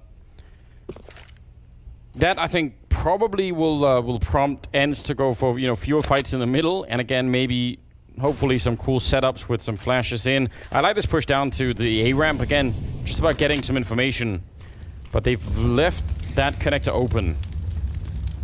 We're going to see, I feel, Sergey do that a lot in this half. That's going to be interesting to see how it pans out, especially with the SMG at the moment. Sunny. Oh, he didn't spot that player. He didn't spot Roy just yet. This is so tense, so dangerous. There's the spot. There's the dink. But again, just a FAMAS. It's not nearly as much damage as he'd like. And Sergey hasn't really moved his position. Yeah, he's pushed on A ramp. That's a big win for Sunny, but he's not wrapping around through Palace or anything, going for a double bait. Man, I mean, this retake, Sergey over there, that's interesting and all, but 3 versus 5, and look at Shush and Bubsky, they're so far away. The bomb is not quite planted for them, but I'm sure they could be called back if it's needed. Roy with a good kill. Now it's a 2-on-2, and that happened really quickly. It's and now not planted for him. No, it's definitely not planted for him, and they're slow to get back. That's a nice shot from Bubsky. Man, they could have been in so much trouble this round. Yeah, I'm not sure why those last 2 players for Ence looked so lost and confused on the map. They all just looked, I don't even know. Like, was that Ariel who got killed in the site? Whoever was in the site was looking at the bomb like he didn't even know what it was. Yeah. Well, you know, we'll all dread the day when they do start making bomb skins, Jason. You can make them like a little pumpkin, little stuff like that. Well, it's just weird. Ariel's looking at the bomb like, I can't believe they've planted it here. I'll just stroll in and then even Sergey at the end with the SMG is looking towards CT spawn as if someone had told him that there was a Mad Lions player there. So that just looked very very odd down the stretch. Either way, Ence can respond immediately. Now they have the M4s in hand. Timing is kind of ridiculous. Roy was just looking there. Now, let's see, is the timing going to be with him? He comes back to the middle, and oh, it's just a second too late, and he's down. Again, a lot of control. Sergey's going to fall back, but Yampi's so far in towards the middle, he could absolutely be the one to break this round in favor of Ence. Well, now Sergey has a crossfire set up with Ariel. As long as Ariel stays inside of ladder, or in window room, excuse me, no, he's not. He's backed away. So it's just Sergey in the site. This flank is everything. Yumpy is being so aggressive to start this map. He's going to see a Cillian. Will he hold for a second kill? No. He's happy to take the bomb. He's happy to get it on the ground and just wreak havoc upon the plans of Mad Lions. And even if Shush clears out Sergey, which he misses his opportunity to do it clean, and actually he misses his opportunity entirely, 3-1 for Ence. That's, again... Here's... Go on. Go on. Okay, I'll take it. It's interesting seeing Ence push a ramp so much to start this half, and you have to wonder if Mad Lions is going to start putting 2 players there to begin with. One to watch Palance, one to watch ramp. And if they do that, that's going to make things difficult for this T side, because remember, pretty much every pro team, the majority of their defaults and strategies are set with just one player watching for A pushes. Well, here come the Glocks into the A side. So there's a deagle as well. Nice double nade for Aloe. That's what we're talking about. Trying to stop the bomb plant, and that will be successful. That's great. Yeah, that is fantastic. Sergey just backed up right at the perfect moment. Yeah, and what I mean by that is it's going to take... If you're Mad Lions and you put a second player to watch for that A push, it's taking resources away from your mid takes. It's taking resources away from any presence at B that you want. So I'm really interested to see how Mad Lions is going to adjust on the map. You almost feel like they have to at least do one round of 2 players here who are aggressively trying to stop the push so that Ence knows that you're willing to have that presence. Look at Alu rushing the underpass here. Shush will take him down. No hesitation this time. And, I mean, that's, again, I think just an attempt from Ence to try and make Mad Lions feel the least amount of comfortable that they can in the early half here. It helps when they get the kill in return, but I still kind of like the commitment to just being aggressive and forceful and not letting them feel at home at all. Yeah, well, the more you do it, especially, back-to-back rounds, and this is now 3 rounds in a row, there's been aggression somewhere, all of Mad Lions, that'll be the conversation, is everyone just watch for pushes. Not necessarily focused on a push towards a ramp, but just saying, they're being crazy aggressive, so everyone be careful. Bubsky is lucky to be alive, and Shush is transferred over to bench. That's a dangerous position for the retake to come in, but if Ence doesn't get one during this spam, I say call a save. Certainly now that Sunny's gone down, it is not worth it. Preserve the weaponry, preserve the money. You're going to have an op in the next round, and unfortunately, Mad Lions is picking up the pace on hunting these guns down. Yeah, Shush with some good kills. Opening up, but also finding that one all the way over at CT spawn. We were talking so much about A-Core on Train, and I think rightfully so, but I mean, Shush is one of the people that could definitely maybe turn this into a victory for Mad Lions. He's a very, very dangerous AK player, and maybe we'll see that a bit more. Listen, all I know is if you're Ence and you want to continue these aggressive plays on the CT side, don't have Alo do it. Have Yumpy. Although he's got the op now, so he can back off of it a little bit, but he seems like he's loving the aggressive plays. Some nice shooting from Sergey down the stretch of that round as well to keep the AK-47 in his hands, and we've got a double up set up on the board for Ence. Well, I mean, what's also interesting now, actually they didn't even do that. I thought maybe with one of the orbs, they would go towards that B hallway and just have more of a presence middle, but they're actually going to leave Aerial alone in there, and they're about to go on him. This is all a fake. Nice shot from Yampi to take him down. That was no-scoped and through a smoke, but they're so slow about this. I thought for sure MLions would just go immediately. Now Alu showing up to pick them apart. That's actually, I think, a big mistake for MLions. Yeah, Acor left to see what he can do. I don't know if you caught it. The no-scope through the smoke from Yumpy. He takes that shot because I believe it was Alu's flashbang that actually pegs Roy. It hits him, so he gets the sound cue and takes the shot into the smoke. So that was unfortunate. Nice double kill from Yumpy. Nice double kill from Alu. 4 kills across the 2 AWPs. That round was actually very similar to what they want to do in the pistol round. I just don't understand at the point where the A defense, or the A offense has been wiped out. Surely they just go, like right now, and they were just walking for a long time. Well, yeah, and I mean, this is the result, or part of it has got to be, put on the blame of Ence's, start to this half. Obviously, the pistol round from Yumpy is going to make anyone unnerved if you're playing against it, but also the constant aggression that they've had to face up against. I think it just has MLions feeling pretty uncomfortable with their game plan. And look at how well these Ence players individually are shooting. We've seen Yumpy obviously on point. Now it's Sunny having a great round. Yes, just against pistols. We've seen Sergey before that have a couple nice shots. Ence individually are playing to a very nice level. And on top of that, you add in the strategic things they're doing to MLions. And that's why you have this 6-2 lead very quickly. Yeah, this is the kind of peak Ence we were talking about in yesterday's game. And we were wondering if it was going to show up today. It didn't look like it at the beginning of Train. It looks like it now. And it's absolutely terrifying to watch. I mean, it's beautiful in its own way. Yampi's at 14-1, which is disgusting in a beautiful kind of way. But all the rest of them playing well. Alu's hitting with the AWP. Sergey, as you said. Sunny's up there as well. Aerial has had nothing to do with the B bomb site. That's why he's got 1 kill. But that's fine. It's actually a positive sign in this case. Yeah. He hasn't had to do a whole lot. 6-2. 1 kill on Acor. 1 kill on Asilian. 2 kills on Bubsky.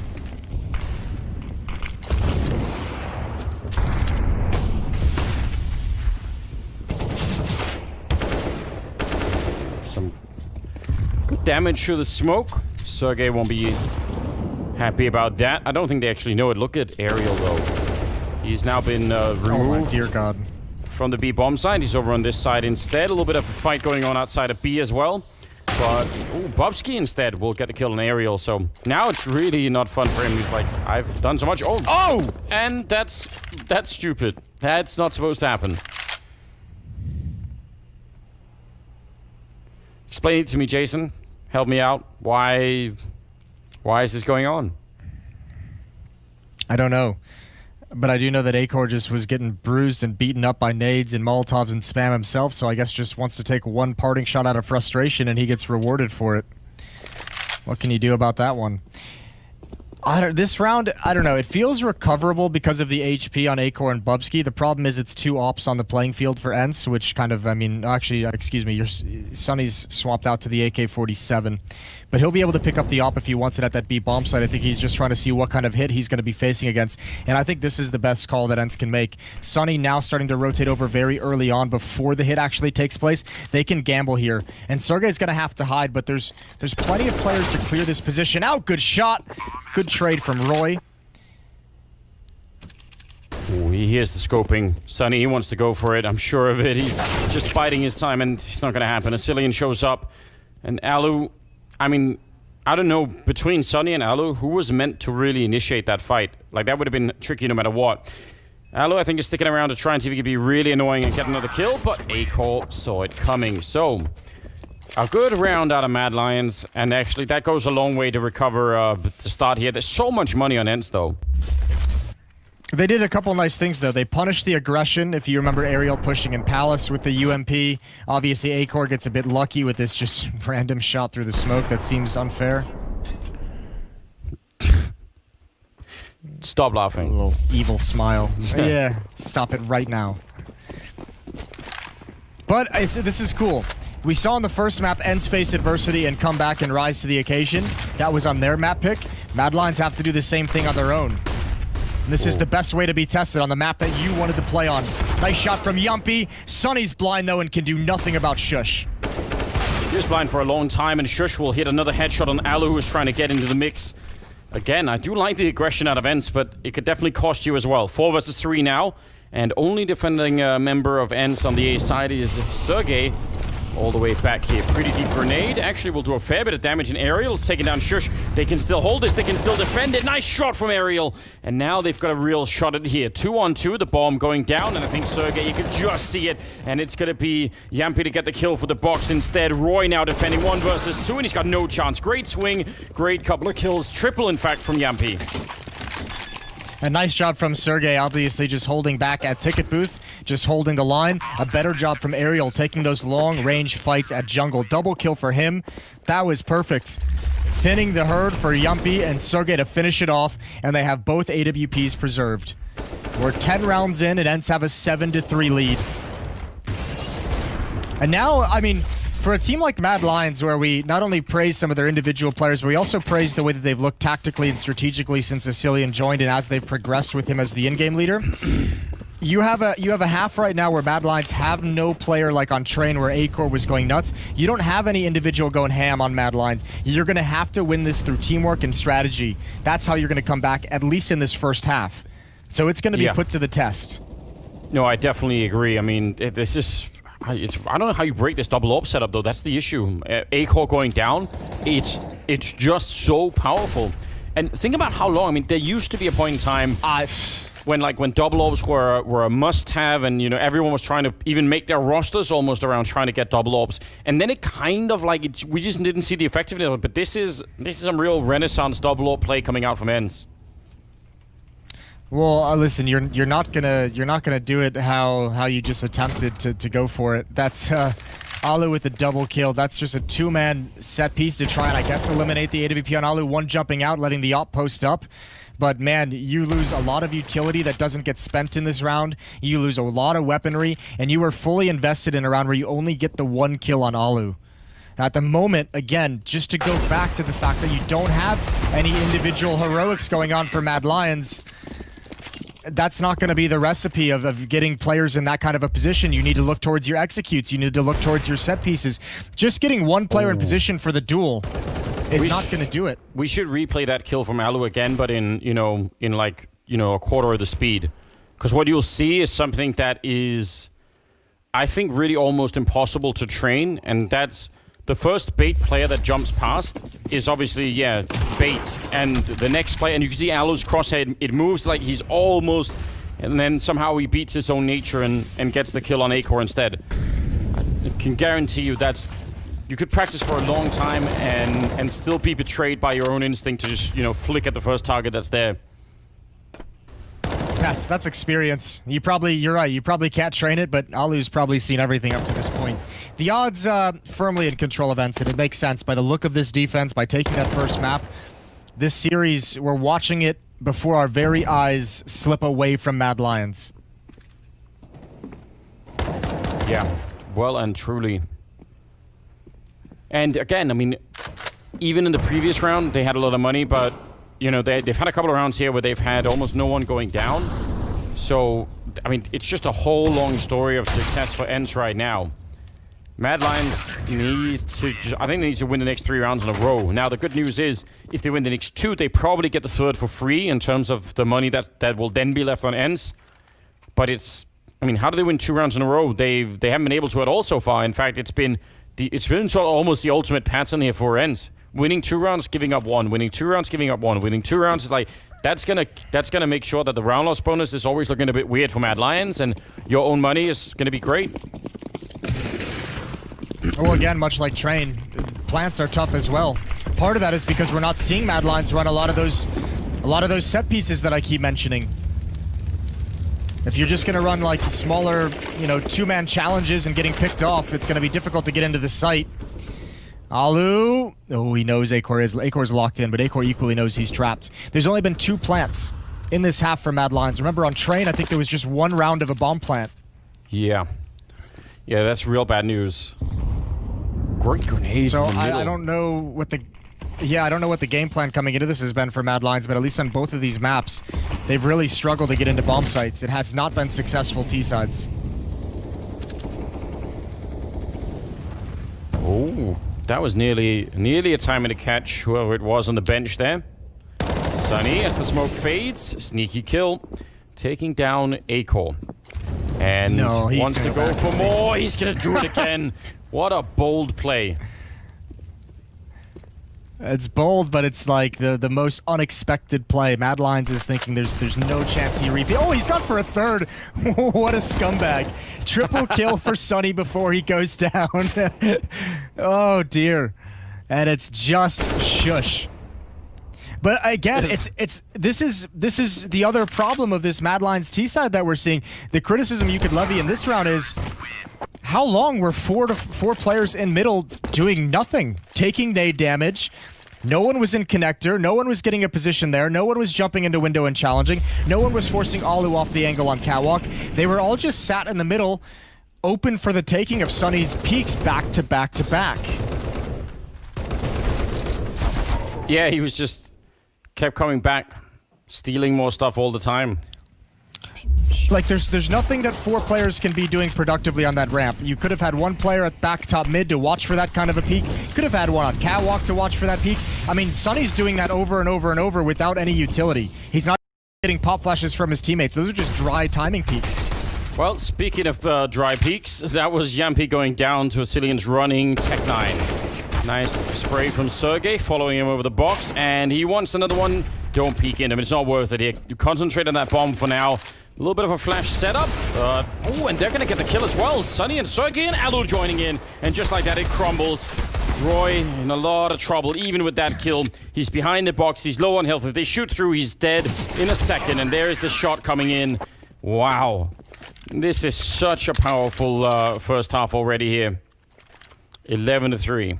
Yeah, Ence is doing such a fantastic job. I think, I don't know how MLions didn't do better when they had Sergey boxed in and spawn.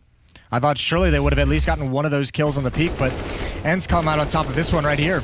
They come out on top of everything. I think Shush realized a little bit late he had the AWP. But goddamn, 11-3. This is a very strong defense that we're witnessing.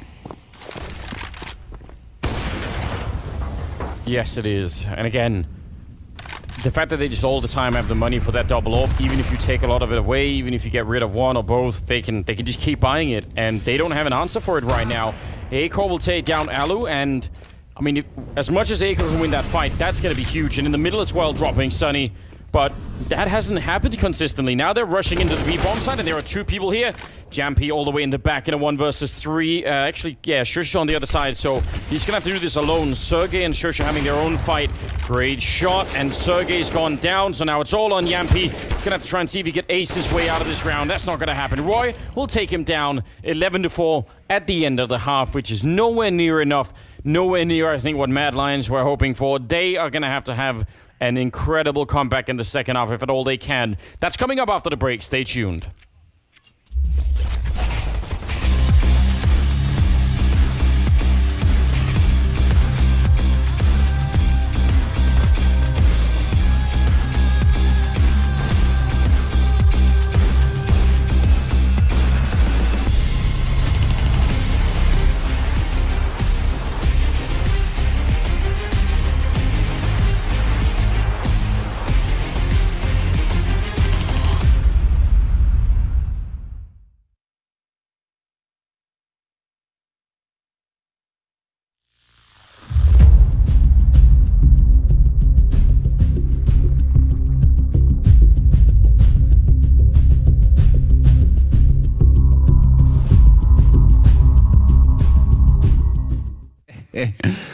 You got to draw a line somewhere, I guess. Only good for that 1 week. NBK is going to be in for a bit of a tight time here. Whoa. Nicely done. Point blank finds one, gets a second, a third, looking for it, and he gets the fourth as well. French CS. So they'll have to wait that one out. Clearly G2 looking to just split this B site at the 30-second mark, but a deke from JKS. Corner. And Kenny's going to just have to hit some heads. He's Hanks for them, and it's just the first. He's able to fall back. He's got to put his weapon back together. And he will. It's a good time flashbang, but he knows the magazine's low. Now he's got the knife out. It's a stab onto Issa.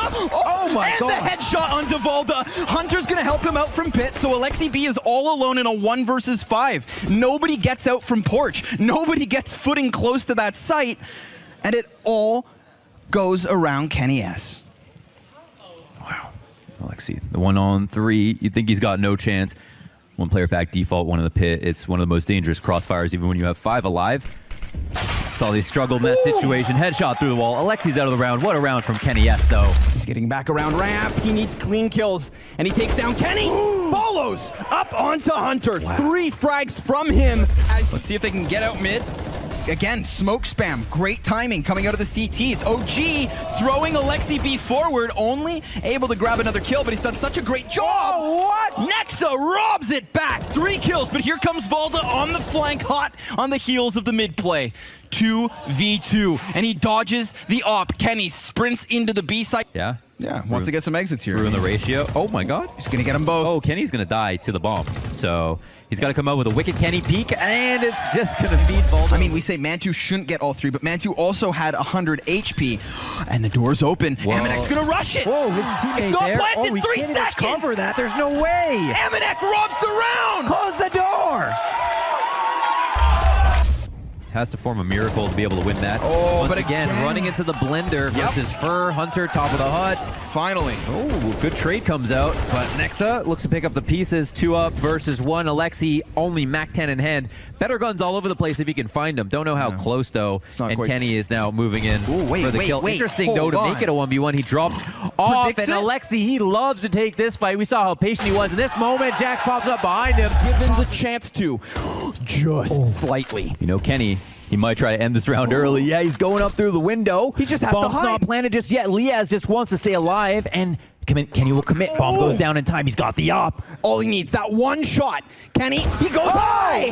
Up top.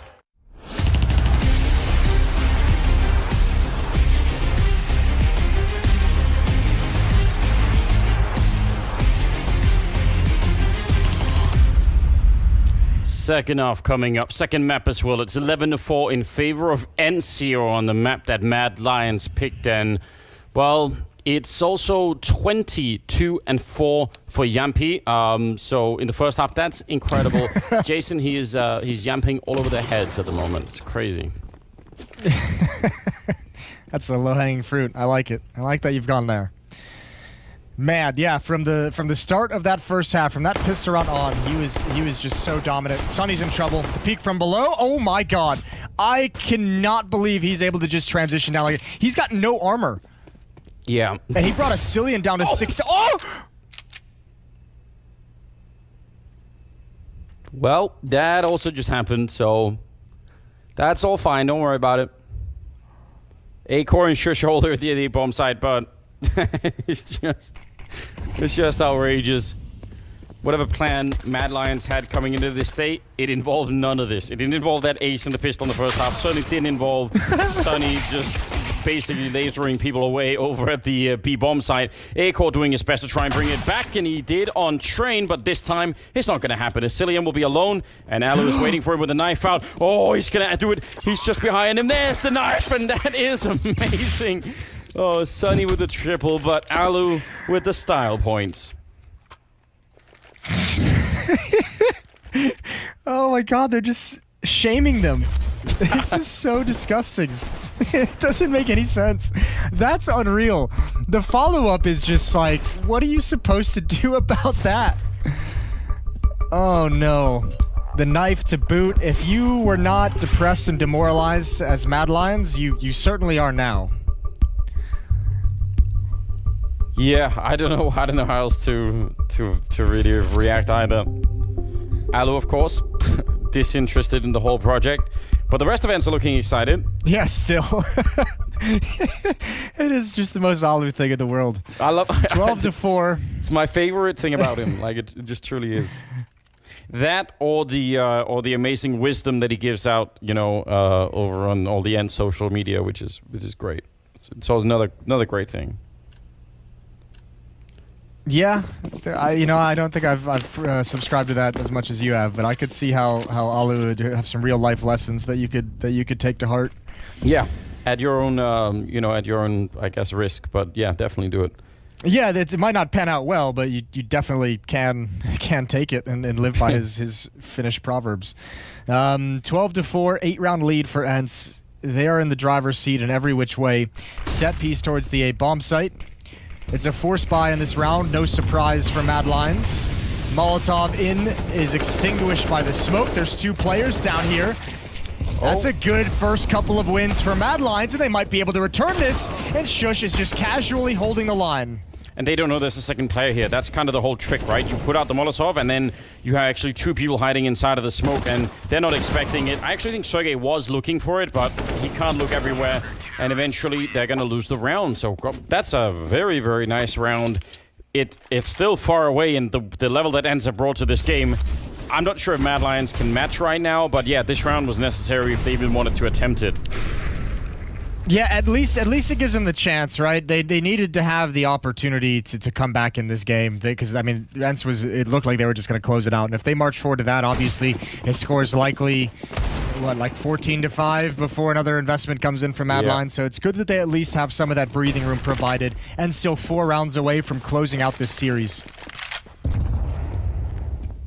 Alu holding top mid from quite far back, but no one's going to come and challenge him. So it was a quick skirmish into the middle for MLions, but they don't find anyone, and they're gonna quickly back on out. Great grenade. Always fun to hit those. And again, playing defensively in this round just makes a lot of sense for MLions.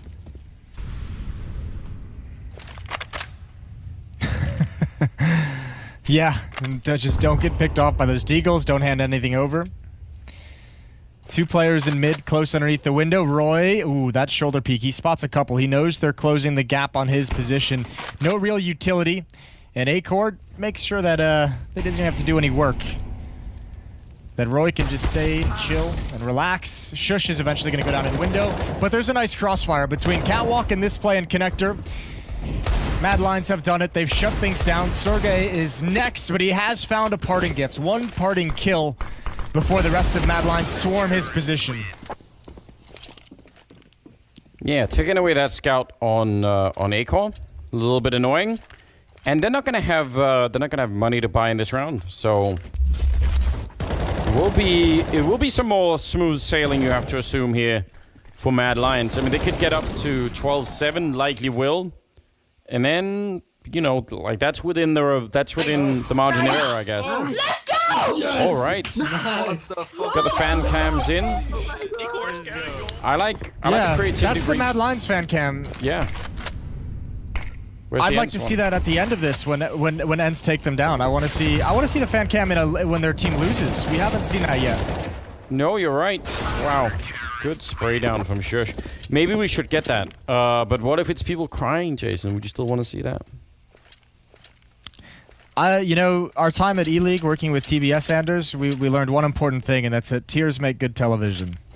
Right. Well, there we go. Then get on it, the people who handle the fan cams. It's a good idea. AKs all across the board for the Ence side. Let's see how they want to do this. There is that AWP on Acor and nothing to respond with on the Ence side, at least so far.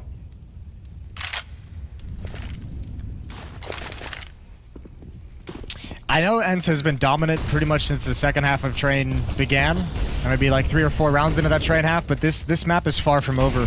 MLions still haven't had a good day, and I feel like if they can just find it within themselves to start playing a little bit better, this half can come back very quickly. MLions are a very dangerous and proficient team. They have not shown us that side yet, but if it appears, this is going to be a comeback, so don't call it just yet.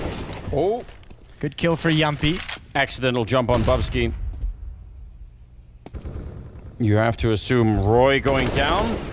If they lose this 2-on-5, I think it's the over. Like, especially with the accidental jump in between. Like, that would just be so heartbreaking. This is still kind of silly for MLions because they picked up the first 3 kills with just no real return. Oh, this is a wild play from Yumpy. This is going to take a lot of time off the clock wrapping around in this fashion. He's going to go all the way to CT spawn. Acor is watching for a peek from this direction.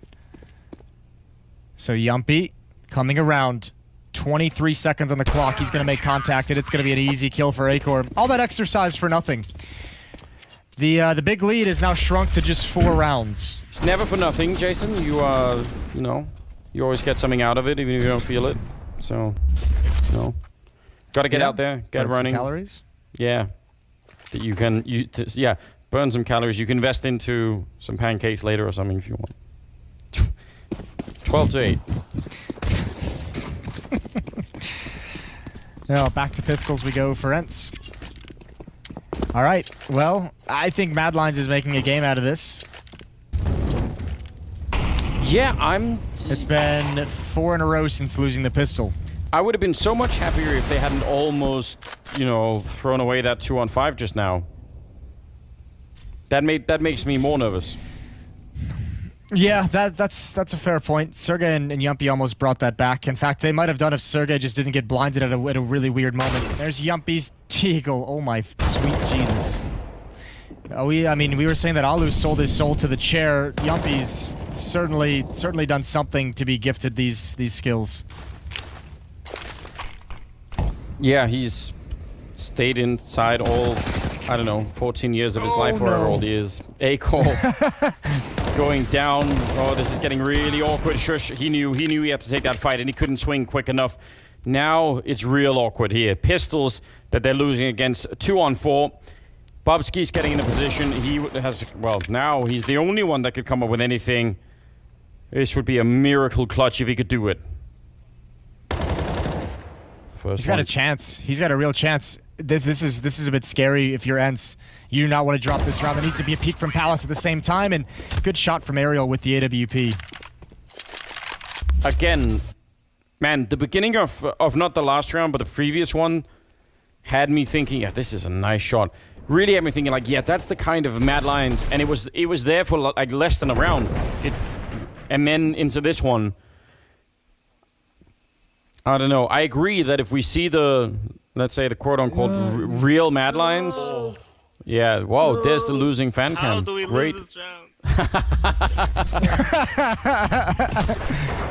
Yes, the pain. It gives me power. You're right, Jason. It was better television, so there we go. Yeah, it's way better. We've learned something right here. All right,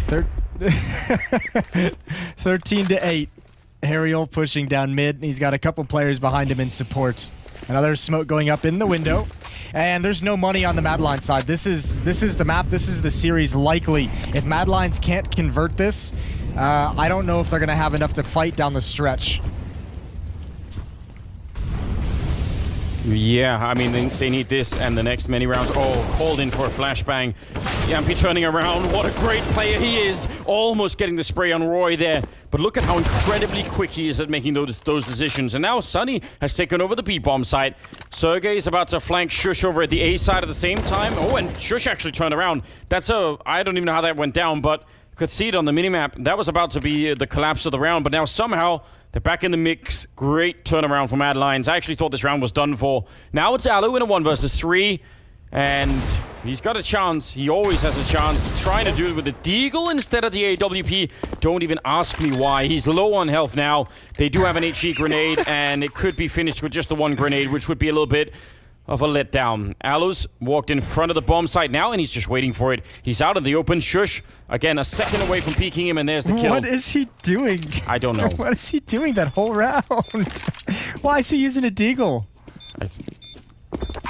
I would tell you if I knew, Jason. Oh no, and then he's just standing in the open with 4 HP. All right. Yeah, if Yumpy converted this second round, it was all over. I think the only reason Ence can't really take advantage of anything is that round was just so chaotic and hectic that they weren't even in position to kind of take advantage of the fact that Sunny found his way into the B bomb site. There was nobody nearby to come and protect for support. I think he was even falling back to catwalk to be able to have more options available to the team, and just couldn't find his way there. 13-9. MLions still in this. Yeah, but again, not a round that gives you confidence, right? Like, not a round where you say, yeah, that's it. More of that. You just think, man, is there going to be any stable rounds? And even when they were against the Deagles, they weren't looking too comfortable. Bubsky with a nice deep angle into the hallways, which is fine if he get the first kill, but if he doesn't get it against Sunny, he's going to get run down and probably locked in here. So I would say this is maybe higher risk than Bubsky is currently perceiving. And there is an AWP back there as well. There's the first peek, and he's right out. So that makes it a little bit more safe. Yeah, he got the gift. Sunny showed a little bit of shoulder before committing to that peek. And this all slows down. You do have Yumpy on catwalk as well, but again, it's going to be the op. Bubsky's relocated. Yumpy could get caught off guard. And Ence haven't used their utility yet. They have 3 flashbangs, 3 Molotovs, and a smoke to help get out of this bomb site. There's the peek. Bubsky goes down eventually. One more player inside of the site. It's Asilian. He's biding his time. There it is. There's the moment. And Roy is here, and if he goes down too early, they've got to be very careful. Good kill for Roy. And Alu with the op. Can't pressure him. Nice peek from Roy. Good defense from MLions, and they're back. Yeah, a bit close, but the fact that Asilian gets the 1 kill, I mean, it just, you know, sometimes just even making yourself relevant in that sense could be super important. Yeah, this is good start. Good round from Bubsky. Again, not normally the one carrying the AWP. Don't know why it was him instead of Asilian, but it's a choice they made, and it worked out fine. 13-10.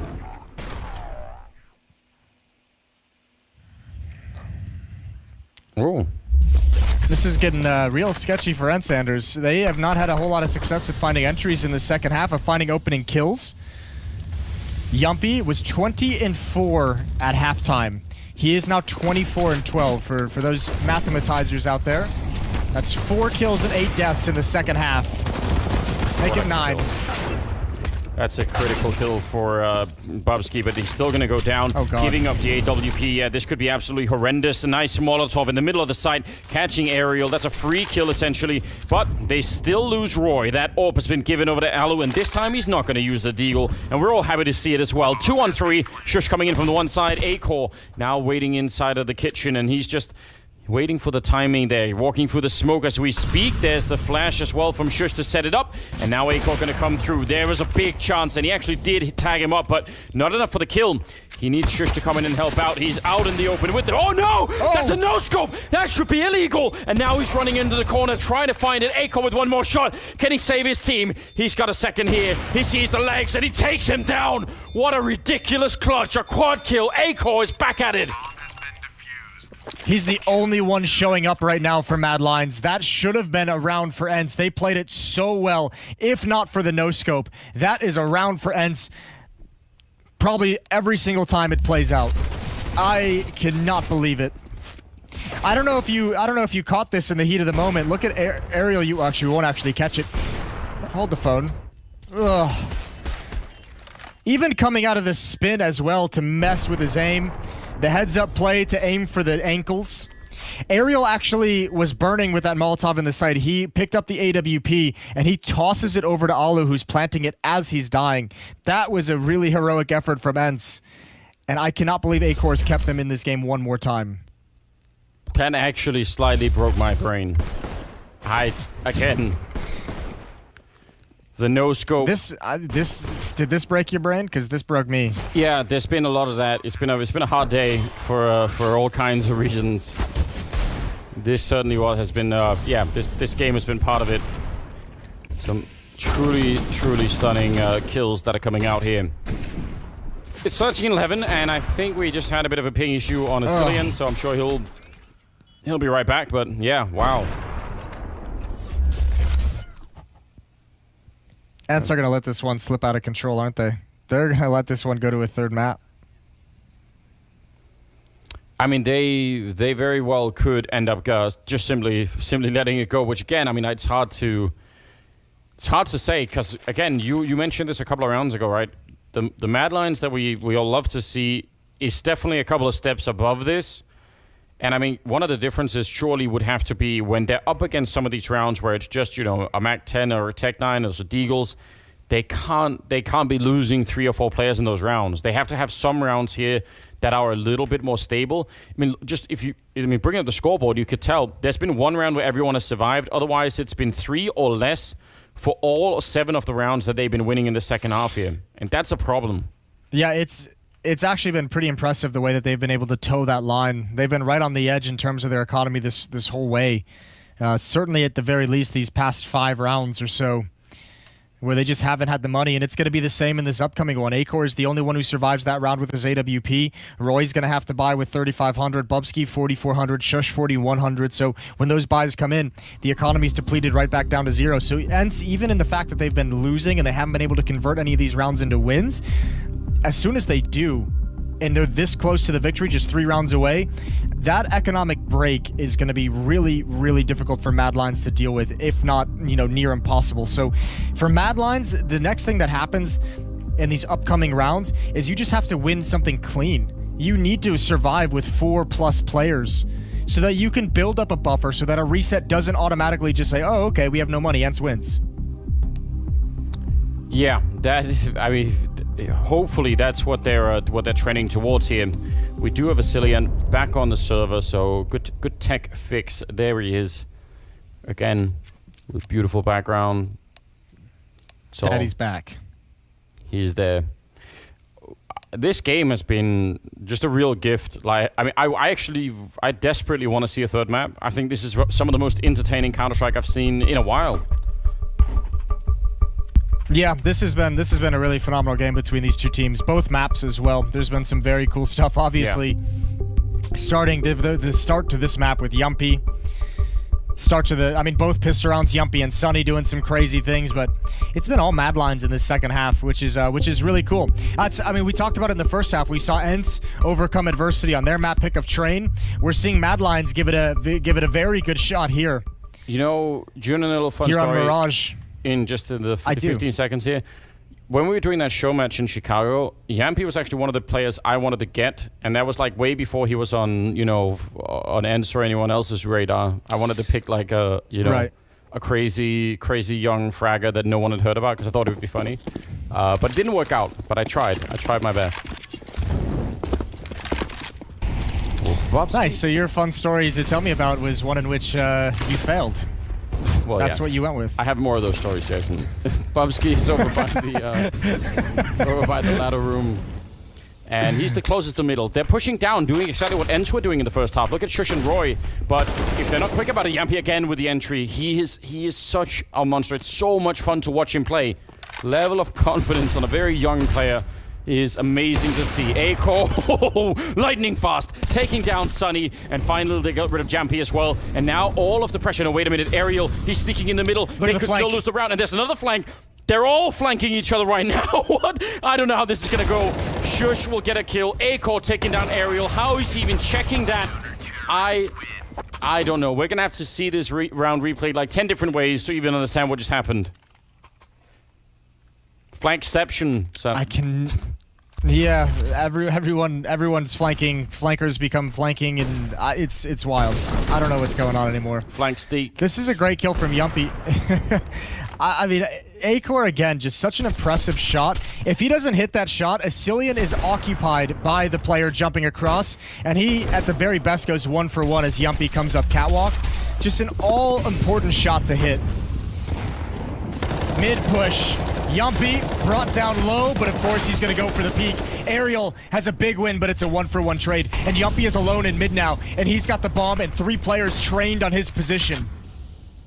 Yeah, Acor decided to back on out, and Roy will move back again.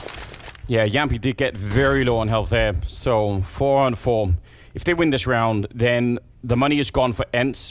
If Ence, on the other hand, do get the bomb plant, they probably will still just buy into the next round, so that bomb plant, I think, is the first step in the right direction for Ence.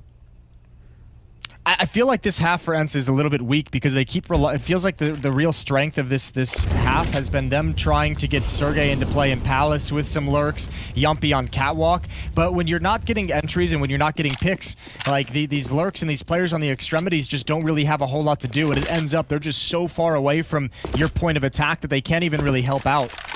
The T side's just falling a little bit flat for me down the stretch. And I mean, and that's a testament to just how well MLions has played. The reversal that they've had from the first half on an individual basis is so impressive. Well, last time Yampy got this really great kill against Shush, just lurking into the bomb site. This time he's going to get caught by Roy, so that's a bit annoying, especially when the bomb is down, and there's 25 seconds, so they have to commit to it. Sunny in the middle, he's, I think, the only one that could save them, and now it's almost impossible with Sergey going down. Sunny's going to get caught. Roy is having himself a hot moment here with a quad kill, and Alu is running away denying the ace, but that's wild.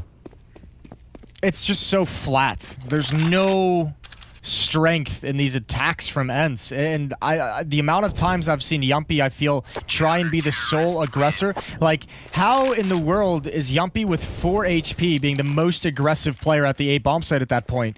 That needs to be Sergey peeking from Palace. He needs to be the aggressor. That needs to be Alu with the AWP leading the way, or at least being there to bait and trade that 4 HP, covering something.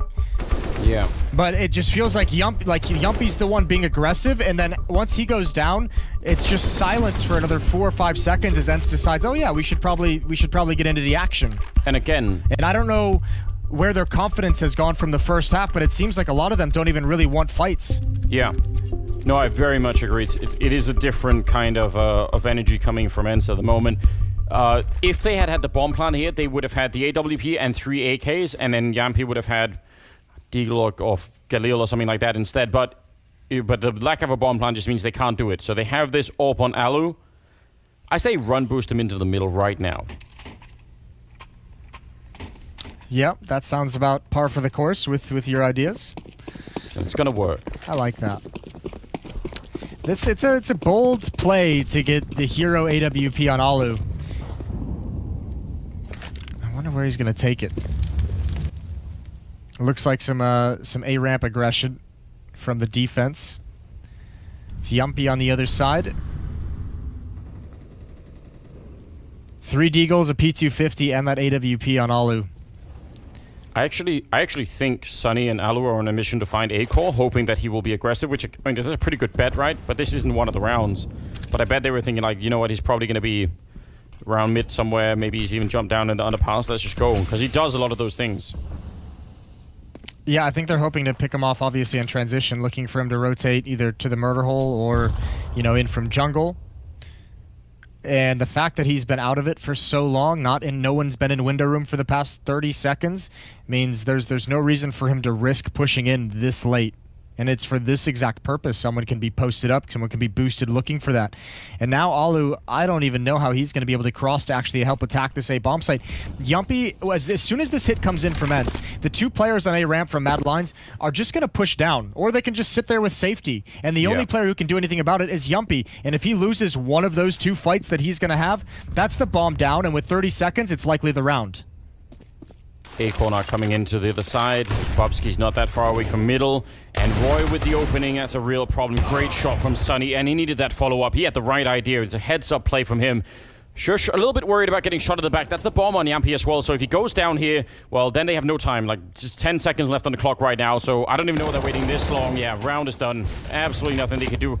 I don't really mind the attempt, but MLions were playing so defensively that Ence could get just no fights to begin this whole thing with.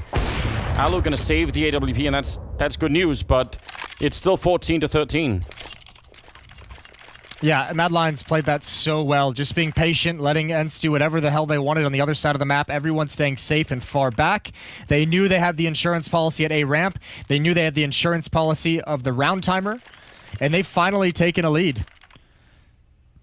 For the first time in this map. This is their very first lead right at the end. And the nice thing now, we mentioned, #1 goal for MLions like 2 or 3 rounds ago was making enough money to where you cannot just get economically shattered. They've accomplished that.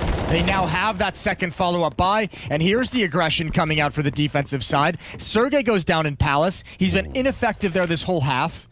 And Ence in a really tough spot. Man, and you could see what the whole plan was. Alu's on the other side. He was going to go underpass to join them through middle. Sergey was going to come through apps, and then the other 3 were going to go A-ramp with the bomb and everything else. And that's just like, maybe you just follow through with it, but it's going to feel really weak when you don't have that one player up in the palace. Here they come anyway, throwing a lot of grenades. Some good counter smokes are coming out as well. And backup is here. I mean, Shush, Roy, and A-Core might be smoked off for the minute A-Core with the AWP, but look at Shush. He's got a really interesting angle here. And there's no one shooting with the back. That's where Sergey should have been. Sunny will get one, but he gets traded again, and that is going to collapse the whole thing. Alu's sneaking around over at B, but it's not going to do much, even if he got that kill. Roy swings for Yampi, who's the only one, again, who could try and be a hero here. 1 versus 3, and with 40 seconds, he's not even going to be able to cross. It's 15-13, ladies and gentlemen. We might well go to that third map, and we should all consider ourselves lucky if we do. This has been amazing. They've won the last 7 rounds in a row, Mad Lions. They really want it. I mean, again, when they've attacked B, Sergey's done nothing in Palace. When they've attacked A, I mean, that round, Alu has absolutely nothing to do in the B halls. These extremity players, Ence is just having they don't really have a plan, it seems, to get all 5 players involved in any one round. It seems like there's only, really, with 5 players on the map, it's like 2 of them are just holding for something, and maybe 2 or 3 players are actually being proactive and trying to create opportunities. And that's obviously just not working down the stretch of this game. What a run from Mad Lions. This was 4-11 at the half, and they lost the pistol. Yeah. Ence has had all the opportunities in the world, and now Acor's going to push up and find a free kill. Good trade from Yampi, better trade from Asilian. And this is happening so far away from the site, Bubsky's already here. So the utility to delay and look at the rotation on the minimap. Ence probably don't even feel like they can fall back, but they certainly can't go forward. Yeah, this has been something truly spectacular. Again, looked like a really weak Mad Lions. Looked like they were capped at maybe 75% of their max output and just weren't really impressing us that much. And then they've snuck in 7 rounds in a row and have come roaring back into this game. I mean, they would have to summon a lot of strength to even make this halfway possible. Asilian waiting for them over there. And, I mean, they could guess a wallbang. You can shoot through the lip of the balcony there, but it's unlikely they will even try. Sunny needs to start moving. He doesn't have any utility. He's at top mid. He needs to be involved in this attack. This cannot be 2 men trying to come out of the B halls on their own. That's going to be stupid looking. And he has no utility to throw any kind of a fake. So this has to be an aggressive fight for him on catwalk to take attention away. Otherwise, Asilian is just going to be able to end things. Oh, the timing. Just as Popsky turns around. That's pretty unfortunate. Asilian there. Oh, a little bit wild spray, and there's a kill, but he falls right into the Molotov that shushed it through. 8 seconds left. If he gets interrupted, it's done. Sunny holding the ground. That is really impressive from Sunny. 2 big kills. And Roy, I mean, they don't actually have that much money. Save the M4. I mean, you've got so many. Oh, no, he's going to go for it. Straight up, you may have been right. He wants to fight it. I was wondering if this was worth it, but here's the smoke. Here's the flash to set it up deep, and Alu's over there with the AWP, but there's a gap. Oh my god, they win the round 14-15. Yeah, but Sunny really gave him a chance to win that 1 versus 2. Gave him a chance to play hero. I don't know why he's peeking into market like that. You had catwalk safe. You were in the corner safe. Play with your teammate, but before that, he wins 2 very important fights, or 1 important fight on catwalk. Obviously, this one covering the planter with 5 seconds left. And man, Ence had to work for that one. As you mentioned, it was 7 rounds in a row before Ence could finally get a 14th round on the board. 1 more. They have to do what they have not been able to do this entire half. They need to string a 2nd round together off the back of that and force overtime. Oh, this is so tense. If it goes into overtime, you have to imagine Ence are going to start to feel pretty revitalized. That was the first round that they had won out of the last 8. And if you look at the scoreboard, it's ridiculous. They've won 3 rounds in the second half, and it's all been really spaced out. Roy at 25 kills, Shush at 23. We said earlier he's someone we didn't mention a lot on Train, but normally a raw player for this Mad Lions lineup. And again, the ridiculous fact that Yampi's at 27 kills is still really, really damn impressive. Yeah, it is, but keep that in context, right? That he's not having a great second half, and I think that's a product of Ence's game plan and attack on this map not being super effective and not being well thought out, but he had 20 kills in the first half. Second half, it's been 7. Yep. I mean, to some extent, right, some of those kills he has had in the second half have been entries, right, over at the ladder rooms. So yes. They've been important kills at the very least. Oh, and look at the stack here. They see this coming. They've been important but not impactful, as they haven't even been able to convert them into wins. Here we go, Sunny in middle, trying to go for a lurk inside of that smoke. but Acor needs to get flashed off this angle. There it is. Ooh, big win for Shush. They did challenge, and Sergey over in Palace, he took the fight. Finally, he's able to get involved. Yumpy's not going to clear under dark, but where's the follow-up? It's been the problem this whole time. Sunny coming in a little bit late. Yeah, they are really slow to do it, but they might have found the right formula anyway. Roy, I can't believe he gets that shot. They knew exactly where he was. Sergey's up above him, spraying through and not connecting. And Acor, he's locked in over there. Roy goes down, and then almost a shot. That could have been it. That could have been overtime right then and there. Acor hiding back here. He saved them with some great crutches a couple of times. Now, this might be an even trickier one. They know where he is. They have a couple of flashbangs. They're going to go for the bomb plant right in front of him, and he can't connect for the kill. He could guess Sergey's up there, but Sergey's playing this one very, very smartly. Not showing himself, not giving even an inch. And it's all on Acor. Sneaking forward with the AWP, almost walking into the line of fire there, but Alu's on the other side, and he lives, and it's overtime. Double kill for Alu, and yeah, here we go. Man, they finally cracked it right at the end. That was a battle the whole way in. And yeah, Sunny, a little bit late to get involved in the action. And if you're going to be baiting, if you're going to be sitting back like that and lurking that to that extent, you need to produce. And he did. Double kill for Sunny coming up late through connector. That's a beautiful one on Bubsky. And even finding a second. What a great kill onto Asilian. Had the opportunity. And Ence have forced OT 15-15. And we'll see if they can continue the success in overtime. Oof, yeah. They had the 4-man setup at A. It looked to me like you were saying, Ents were a little bit disjointed, a little bit slow, and it didn't look like they were all going at the same time. And they still fight their way back into the round. 15-15. Man.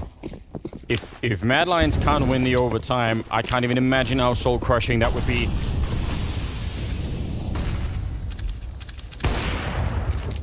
Acor investigating for a gap in the smoke. It's not there. Ariel going to use utility to take control of connector, although he doesn't push in. Good kill for Bubsky, and that's Yumpy. Again, as you said, probably the most successful Ence player in this second half at finding entries, finding kills early on in the rounds, and he's going to be out of the fight. Yeah, that's such an important early kill. Look at Roy. He's all the way in T-spawn. If they can just hold, if they can just not die here, Shush and Acor, there should be a pretty quick flank through the middle, but actually Ents are going so quick, they might not even have a chance to fall back here. Shush, they're right in front of him, and he's lucky to be alive. He overextends just a bit, and I can't really blame him. Must have been panicked in the moment. Acor is holding this angle, and Ariel, if he turned it, he'd probably be dead. Roy coming in from the middle. Bobsky and Asilian are probably going to be the main force to cause a bit of a distraction, and we'll see how that goes. Some shots being rang out already, but the bomb is planted, and Roy is now walking in, and he's making, I think, enough noise. I think Ariel will hear it. Gonna smoke off on one side, so that might put him out of the round for a bit here. Sunny with some damage. Bobsky going down, and they're holding it well. Ence, they might be right back in the round. That's a great cleanup. Nobody else goes down. Triple kill for Alu. Now we have this scenario set up with this 10K start money in overtime. If Ence can win this round, and especially if they can clean sweep it, the third round for the CT side of MLions in this overtime is going to be with almost no weaponry. They're going to be right on the back foot. They have no money after this investment. That is the best take we've seen from Ence and the entirety of their regulation and overtime T side. It finally worked out. Bubsky, aggressive in middle, big risk in a round in which you have no money to follow this up. Yumpy with nade in hand, gotta be careful. That flash is way too far for the rifles, and he gets caught. He gets caught not even considering a mid push, and they're punished for it. I can't disagree. That is risky, but it's also a change of pace that Ents haven't really experienced all that much. Like, that hasn't happened in regulation. I think they tried once or twice MLions, and they never found anyone there. So it's probably the first time Ents has seen that deep of a push in there. So I'm not quite ready for it. All right. Sunny's quick. Yeah, we had to assume it was just going to be a matter of time before he started showing off what he's capable of. Sunny and Sergey gonna circle back towards the B bomb site, but Shush and Asilian are pushing as well. Here comes the firefight. Sunny gonna turn the corner. Oh yeah, he is fast. They're never gonna expect Shush. They'll never expect Shush. Certainly not. There's knife out. There's the bomb being planted. There's the pounce. Double kill for Shush. We're tied up at 16. Still a cool little reminder, isn't it, of just what Sunny could be. You know, even in a losing round like that, it's fun to see. Third round coming up of the overtime, last of the half, and then they'll switch sides, fighting to get to 19 rounds at the moment. And wow, this could be... Yeah, I mean, this could be one of the... I think this is probably one of the best games we've had so far in the spring series here. Really cool.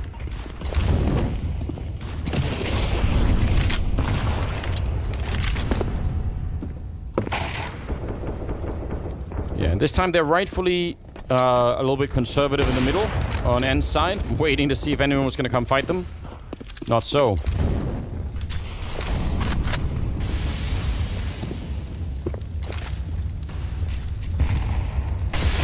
Ence being passive for the moment. Look how far back they are in mid this round. Oh no. They don't even want to be near any kind of a push. Look at the grenades on MLions. It's a minute and 10 seconds. Yeah, they went for some early aggression with the utility. I think they're going to be okay with it. I mean, they don't have a lot to block off choke points. It's just Roy with the smoke who can do anything. That is a really weak run boost, and they're probably very lucky nobody's peeking anything. Yeah, he stumbled into the middle, didn't he? Roy has the only smoke to use for MLions if they wanted to slow down a hit or block off a choke point, and he's boosted up into that B bomb site, so I mean he's not exactly going to give up that position to drop a smoke anywhere, but he can drop it in the front default plant spot. Bubsky makes noise, but they've already come past Yumpy. What a great return, even better from Aerial. But will they check Roy? Oh, he's giving it away. He's taking a shot at first glance, and Ence have an opportunity to go up 2-1 in OT. Every chance in the world at doing that. That seemed like some pretty crucial mistakes coming out. I don't mind that Bubsky went for the fight. He could have maybe had the double, but yeah, Roy definitely a little bit panicked at the moment.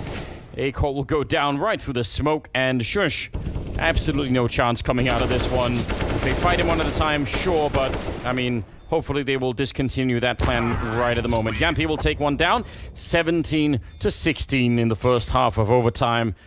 Wow. Now you can choose to do two different things, and you can blame Roy for trying to take a shot way too early and giving away his position, or you can give credit to Aerial.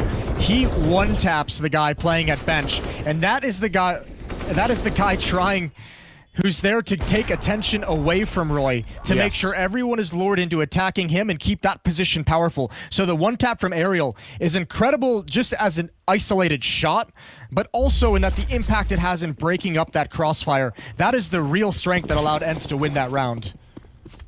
Yeah, you're absolutely right. All of the attention that should have been on the bench suddenly was somewhere else. Here's the run boost into the middle, and A-Core will take down Alu. We talked about it earlier when it was Ence on the T side, but yeah, A-Core and MLions, they do that all the time. They're practically a circus act they've got going on in there. I mean, A-Core is just one of the best players we have in terms of his movement. Obviously, he shows off the run boost that Ence didn't pull off in the first half of OT, and he makes it look good. Now, Ence have to be very cautious of how they play this. I'm not sure I like Sunny and Aerial being both of them being so committed to these B halls. That's a lot of players that are very far away, but they have to, if they don't rotate into position or if they don't get a performance out of Sergey to stop this hit, they need to just call for the save. They cannot put themselves in that awkward position.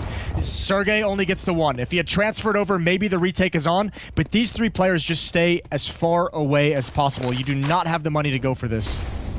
Yep, I agree. Bobsky needs to not die in middle. Ooh, and Yampy hanging around. Aerial is actually coming in from the other side. Now they're starting to sort of move a bit closer, and that's making me really nervous. No. Don't do this. You're going to get lured into it. You're going to lose everything. Oh. You're going to lose it all. This is heartbreaking for Ence. Should have listened to the prophet that is Moses. And they didn't. I mean, it's not that I'm even they just didn't have the position. A 3-on-4 to go for a retake is one thing, but when you're out of position like that, if you're going to go for a 3-on-4 retake in this kind of a scenario where your money is going to be a factor in OT, you'd better be in position to battle for to take one of those picks early on before the bomb gets planted. But if you're coming in that late and you're also still not in position, that's the issue. Well, they have money to buy, but you can tell that it's going to be rough here if they lose this round. We're losing everything again. Bubsky will get Sergey, and I think Sunny could have gone down next. He's almost caught throwing grenades. Lucky to be alive. Also lucky that Roy didn't pounce from Palace. But this is 2 rounds in a row in overtime where MLions have found the opening kill in the first 20 seconds. Previously, the run boost from Acor. And now the aggression on A ramp very quickly. Here comes that run boost again. Yumpy didn't see it in the last round. He's going to get caught. It's the wrong time, but he drops down. What a shot. And he's going to get the follow-up. He tracks him with the leg shot, but Acor nails his. That is unbelievably accurate from Yumpy. I can't even imagine how difficult that shot must be to hit. It's like he was holding a railgun instead. Sunny over at the A ramp, Alu and Ariel over at the B side, and that is not looking like the right move at the moment. Sunny might have to again at least get a double kill here. Good timing on the smoke, but behind him is where the real chaos is about to unfold. And again, it's just one player here. It's just Sunny. Previously, it was Sergey. 2 players dedicated to this B bomb site, and it's going to be the other one. And now that they definitely have to save. Like Sunny, sure, go for a play, do something that might give your team a chance at winning. Now they can go for it. Alu's rotating over. Ooh, Bomb is planning a strange position for where Acor is. Like, they can defuse it behind that box without him being able to see it. That could get a bit weird. And Alu's got a smoke. Alu has a smoke. Yeah, let's see. This could be heartbreaking right here. MLions trying to get to 18, at least secure themselves double OT. Ariel is snuck in, but I'm not loving that plant position. That's making me really nervous. Oh, Asilian, he holds it down, gets the kill. Follow-up is here, inside of the smoke. 10-second defuse for Alu. That is not going to happen. And Jason, you said save once again. They had a chance maybe in a 3-on-3, but it's been taken away along with all of their money. That round was more likely than the first. If they had saved at the first, this loss in the second round of overtime wouldn't have been as painful. But now you're in a scenario where you've got absolutely nothing to play with. 2 SMGs, a deagle on Yumpy, shotgun on Alu. All right, let's see where you position these little pea shooters. I mean, this can work, right? We could still be going to double OT, but it's less likely now. Sergey moving up aggressively with the MP9 again. That's a good way to get it, into a position. That Mag 7 is on Alu. I kind of wish he was playing B with it. You could jump and shoot over there. It's actually a tradition around that.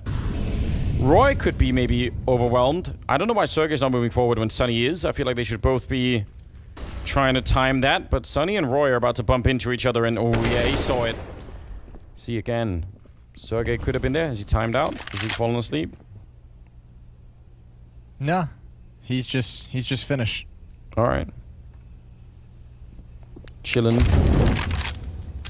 Remember, Roy saw that aggression so much in the first half at regulation. So, you have to think, just to begin with, if you win those first 2 rounds as T in overtime, because of the low economy, it's likely there's something creative coming out, and he's already seen the aggression. So, very prepared, and this time Yumpy's missed the mark. Oh, no! Oh my god, no! He's gotten 3 kills with a UMP. Like a charging bayonet, and it's a 2-on-2. Ence have a real shot at this. I can't even understand it. He was running and gunning with it, and it just worked perfectly. Sergey and Alu coming in all the way from the hallways here. This is still a very unlikely round for them to win, but they've got a shot at it. Deep grenade gonna go out. It won't kill anyone, but could soften up Bubsky a bit. Time is ticking. Alu's the one with the kit. Great headshot on Roy, and now low on health is Bubsky, hiding inside of the smoke. They know he's there. They almost take him down, and there it is! Oh no, double OT! As a triple UMP kill from Ariel will save Ence. That's so silly. I am amazed that that's panned out. 3 versus 5 into a 2 versus 2, and what a clutch. 31 kills on Sunny and Yumpy, 33 kills on Roy. That is unreal. He could have even had a 4th. It was almost there.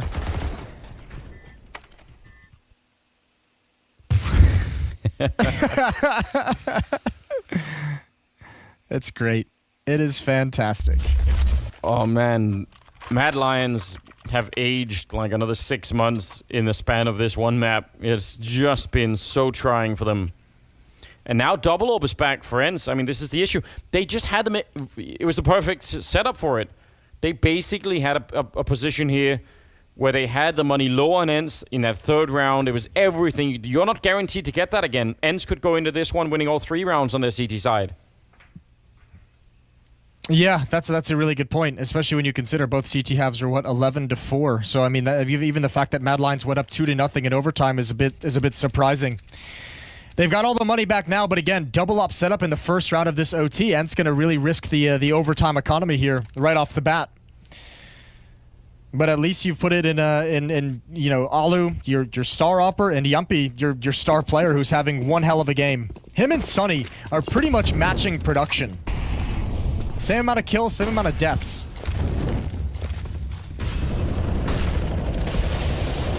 Alu here, walking right into the shot there with Shush. Just a pretty common way to peek that corner, but really effective. A lot of noise being made, and Sunny, he will be ready for it. Almost goes down anyway. That was dangerous, but the return is even better. That's in middle and over at the Palace. Sergey taking down Bubsky. And wow, yeah, like I said, the problem is now that economic threat is not going to be present for Ence. Roy, though he's been doing a very good job, this is too much to ask for. Yeah, he's quietly got up to 34 kills, leading the server. Gonna try and go for the plant, and Sunny with low HP does not want to peek and risk losing the weapon. So Yumpy's gonna finish it off as he closes the gap on the frag total of Roy. He's at 33 with his double kill. And Ence is gonna be living the dream. 19-18. Magic number is 22 to win the map. Fantastic start in double OT for Ence. Again, buying that double up, risky for the economy, but winning the first round with it means you just suddenly feel much better about the whole scenario. Yeah. And there's a round where MLions never really saw what they wanted to do. They just got picked apart. Yeah, unfortunately, I think, was it a Cillian battling in the window room? I think that was looking like there was going to at least be able to find an advantage there with that fight against Sunny. And by the time that fight kind of cooled off, 3 of his teammates were dead. And that had to have been tough to deal with. Acor going for the peek, and Aerial was hoping for some cover, but good utility usage from MLions. And nice smoke to put out the flames that were going to kill Acor. He's down to 14 health. Also worth noting, both Alu and Sunny were blocked off with smokes to actually they couldn't swing to save Aerial, basically. Otherwise, I think they would have loved to have taken advantage of all the chaos there. Oh, look at Roy. Oh no, Roy's gonna press the issue. Sergey just cleared this as the smoke disappeared. So Sergey has no idea, or does he? Right at the end, he caught the indication, but Roy had an advantage for some time. I like that play from Roy. Yeah, that's very, very cool. And again, you could see it was a second away from working out. Sunny taking a little bit of damage there, but look at how far up Sergey is. That's... Unless if Cillian comes this way and wins the fight, then it's game on. But if he goes down, how do you push up from connector knowing that there's a guy in Palace who will never show himself until the rest of the team is there? And this is a hard position to clear. Cillian, he's going to do it anyway. What a magnificent shot there. What a god. It's all on Alu. He's at least got to get this kill from Cillian, but Cillian doesn't have to show himself. He doesn't need to peek because his teammates are already protected.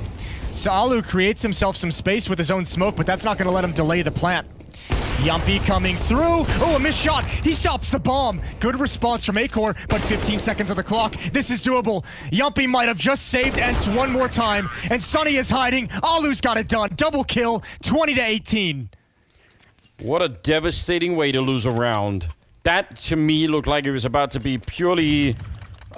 silly coming out from Yumpy, running through the smoke, risking it all and only getting the one kill, but then it turned out, yep, it stopped the bomb and then it all just fell apart. What a critical shot coming in there.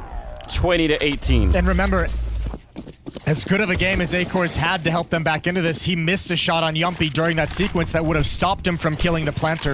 Yep. He got the follow-up, but the bomb on the ground with 15 seconds just causes way too much havoc. Oh, well, that is unfortunate. Oh, my dear God. This game is so crazy. It really is. He had a grenade out, and I mean, he got the kill, I guess, in a way, but What? No one's in B. And Yampi and Alu showing up inside of the kitchen. Good shot with the 1 AWP now. That smoke is up, but not going to slow him down. He wants to keep going. Another double kill. He is out of control. And Alu will get the one there. 21-18. Yampi is such a superstar.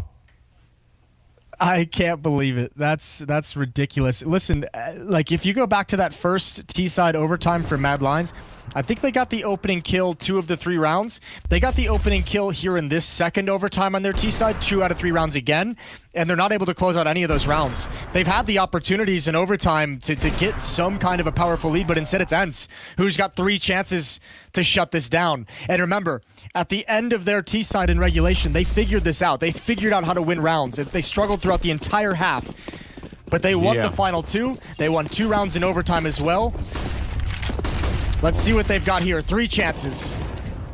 And they're going to go quick in middle. They want to knock them out while they're off their balance. Shush and Akor are about to be crunched here, but Ariel and Alu open up. Akor with 1 in return. Roy comes in with a big one, but it might not be enough. Asilian alone in a 1 versus 3. The knockout punch. They get it in double OT. 22-18 as Ence send MLions out of the tournament. That's a bold play, but I absolutely love it. They wanted to settle. They're not even going to get a chance to feel comfortable here on the CT side. Let's bring him down. Let's take him out. What a fantastic best of 3 we just watched. If you missed it, go back and see it. Man, there's going to be taught a lot about that. That will be from our analyst, and it's coming up after the break. Stay tuned.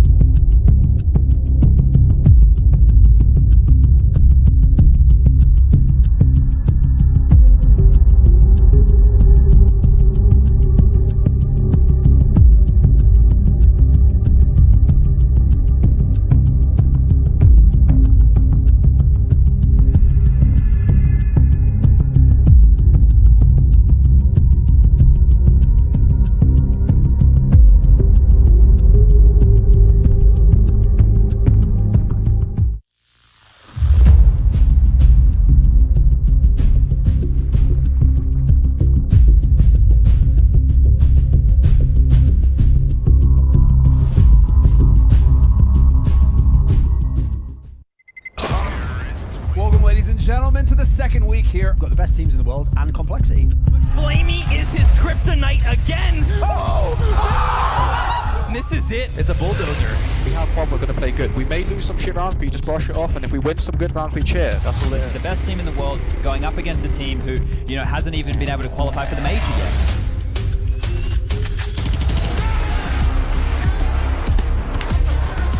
Just trying to buy time, flanking around, hunting him down, and he tries to immediate defuse. He's right there with the kid. Oh my god, I can't believe it. 16 and 12. I've seen every big CSGO match ever. I can tell you that would already be like a top 5 upset of all time. Simple could catch. Oh! The shutdown! Isn't the Astralis that I know. Really trying to get in the pit. Can he stand tall one last time? He lies them all! A beautiful spray! Electrons have done it! 16-14, now we do it! Who's ready for Vitality?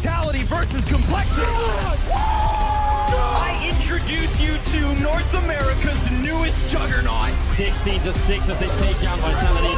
Complexity have one last beat to challenge. They wanted to kill Juggernaut, but we want to destroy the Juggernaut. Of course. 16 rounds to Navi's favor. Victories on Train and Mirage. And the Navi Storm has come and conquered today. It's an exciting, couple of days that we've had here, and it doesn't feel like we've had any losers other than maybe Astralis.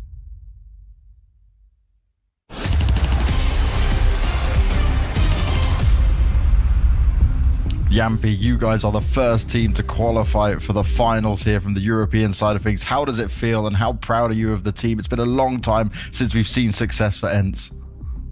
Yeah, it feels really good, and even it was last game was really tough, but I'm glad we made it after all.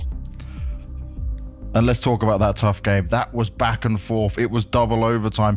You even managed to win it on a really incredibly CT-sided low buy, like you had the MP9s in play. It was looking like it was no chance for you guys to win it. What was the communication like for you guys during this points? Because it seemed to be quite a struggle at times, especially on the T side.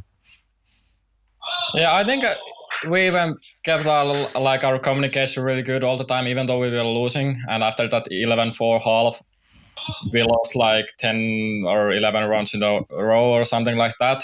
But I still think that we never lost the communication, and we really believed ourselves all the time.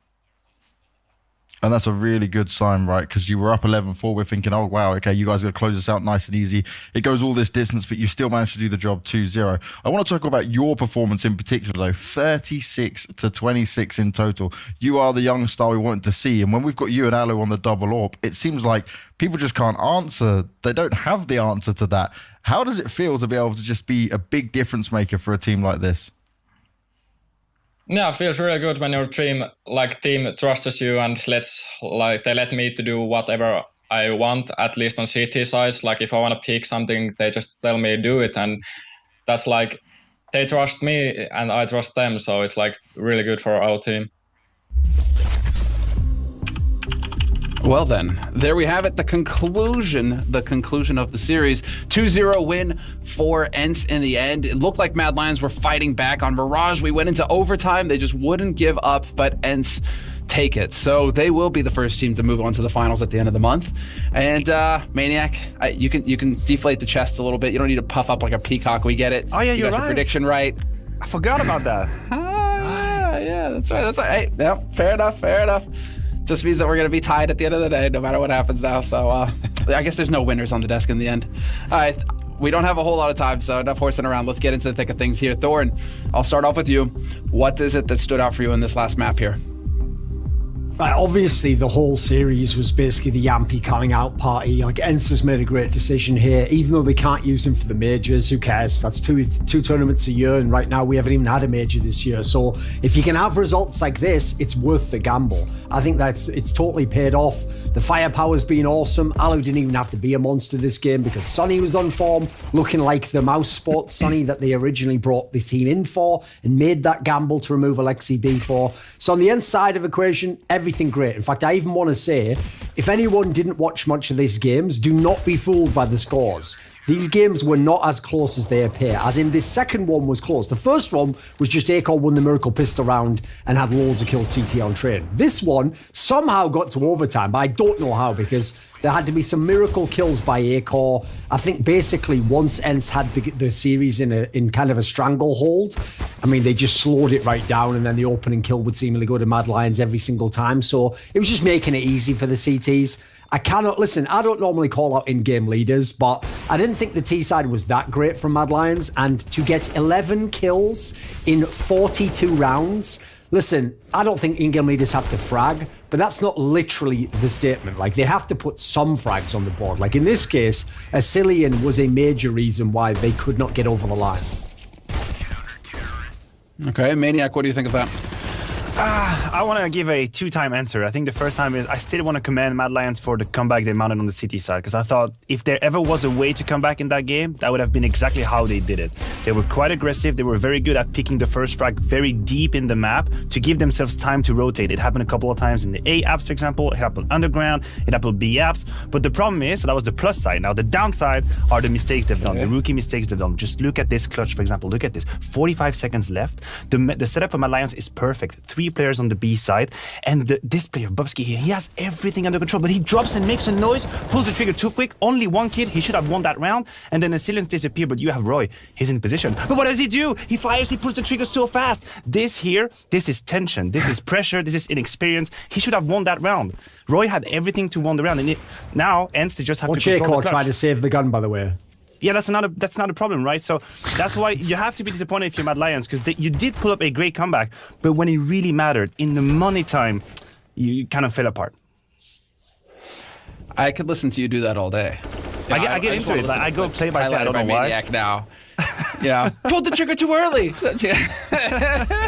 I get into it. You're right, though. I mean, you're watching those rounds, and I'm just sitting there going, "Why did he shoot?" The whole time. And so you've got all these sorts of situations there where it comes down to the finest of margins, and it's those split-second decisions, and unfortunately it just didn't pan out for MLions today. Well, if you're an Ence fan, and I know that Natu is, he won't shut up on Twitter, congratulations to Ence. You guys did a great job. You managed to qualify for the finals at the end of the month. But there's the bracket, and what you'll notice is that was the first one. MLions, they're in the play-in. They're in the play-in. It just means they still have a chance to qualify, but it's definitely Ence ready to they're in the play-in, and that's actually coming up. That's not what we're doing here today. That's coming up at the end of the month as well, so they'll get a chance to shoot in there. But now we're moving down to the bottom bracket, where it's going to be Vitality versus NiP. This is our second best of 3 of the day, the second final of the day, and another team will qualify for the final at the end of the month. So let's start discussing that one, gentlemen, because we're going to move right into it. Now, Vitality have kind of experienced a bit of a resurgence, mainly around the juggernaut that is ZywOo. And so, Thorin, go ahead and launch us into this one, man. What are you looking for with Vitality? I mean, first of all, you have to say ZywOo right now is right back fully in contendership for best player in the world. He has been far and away the best player in this tournament. There's basically not been a single map where it felt like he took a moment off. He's looked very, very impressive. And I have to say, quite similar to when he was in the Alex lineup, and supposedly it was Alex himself and then the team generally who were helping set him up. So if that's the case, they've adapted very well. I have to give some credit to Xtaz, the coach of the team. The key takeaways, though, are the changes they've made since the team from last year that was number 2. So in comes Shox. When Alex was in the team, he never was a star player. This tournament, he is not like a superstar player like the Shox of old, 2013, 2016, but he's a very good player, actually. He's getting good fragging numbers, he's putting up good damage, his role suits him, and he wins those clutches. And having him and ZywOo to win clutches has made this team very tough to beat. Then you add in the newest man, just as we've seen with TRK and Yampy and these new guys coming in who aren't actually just being victims and just getting basically scapegoated and then eventually inevitably to be kicked. Masuta is looking good, actually. Every game I've seen him at this tournament, he progressively gets a little bit better. He looks comfortable in the lineup. And if he's going to be kind of that third star, the guy in the middle of the pack, RPK is going to do his job. He takes all the bad spots. Apex is the IGL now and the entry man. Like, it feels like suddenly we've got all the roles, something that actually people used to say they had that in the old Vitality, but then people would struggle to define what the roles were. I feel as though actually everyone somewhat fits in this team, and just as you've seen, Ence just looks better and better and better as the tournament goes on. Same with Vitality, and perhaps they're going to repeat a similar feat and upset the winners of the group. Now, Maniac, I mean, let's go ahead and just feed right into this. And because we're a little bit short on time, guys, I'm actually tempted to just jump right into the pick and ban and give you as much time as possible to talk about the maps that the series is going to take place on. So I'm going to hand it over to Maniac, and you guys can get right into the pick ban, and we can see where this goes. All right, well, I can open up and say that the only thing I'm certain about is this train removal by Vitality here. 100% they were never going to allow train to go through. It's not a map they play. Now, the problem is we've only seen NIP in BO1, and I don't feel like I'm an expert of their map pool right now. Where are they looking for in a BO3? What kind of pick they can do? I'm not exactly sure. So, Duncan, I think I'm going to leave it to you, because here I'm a little bit in the fog. It's basically all down to whether or not NIP wants to ban Dust 2 or Nuke, because whichever one it is, they fear that Vitality picks the other. I mean, they played recently, and actually NIP's been banning Nuke more often, so as a result, Vitality picked Dust 2 and smashed them completely on it. So I actually think the Dust 2 ban makes the most sense here, but that in its own sense predicates Vitality picking Nuke. Now, if they do that, listen, that's pretty bold. I think actually at this point in time, essentially your opponent tells you I was planning that anyway, but you're going to do it. So I think it's the right one to do. They've looked pretty solid on it. They looked amazing when they played earlier in the tournament on it. Now, in terms of what NIP picks, I agree with you. This is a tough one because I think Overpass on paper would make a lot of sense. Like, that's one that could be a very dangerous one. I don't want to go anywhere near the Vertigo, which they have been good on, just because I've seen a little bit from Vitality suggest they can do something here. But what about a Decider? Where would you like to end up here? Obviously, your Inferno's still on the table somewhere. Yeah, I think Vitality would like Inferno to be the decider. That probably is going to be their go-to now. Mirage could be a possibility. Again, I don't really favor the French's choice, but I do agree with you. I think this Overpass pick from NIP is really great. The Overpass T-side specifically has been a problem for Vitality over the last few months. I've never seen them pull together a strong T-side on that map. So NIP, you know, they have a great opportunity. So I'm going to be honest, this removal of Inferno by Vitality, that takes me off guard. I'm not exactly sure what the thought process is behind it. Mirage, okay, it's not going to be Mirage, so Vertigo. Get a spicy third one at least. Get a spicy third map. Yeah, you really do. And now it's going to be a great test because I feel like both of these teams have made, or have wanted to make a statement of, hey, we play Vertigo. It's in our map pool. You want to pick it? Okay, we can play it. So now they get to actually walk the walk. This was one of the most difficult, I think, matches to predict all tournament long with how even this is. For those very reasons actually brought up in going into this, we don't have a whole lot off of NIP because we've only really seen best of ones in the group, and I'm really left wondering how they're going to shape in a best of three. And then Vitality just seemed to be getting better and better and better, but you don't quite know how they're going to handle it. This is a tough one, gentlemen. So, I mean, I think we all went Vitality on our predictions for this, if I'm not mistaken. So, well, we're sitting pretty here. We're just kind of hoping that NIP, don't quite pull it through. I want to throw something in here.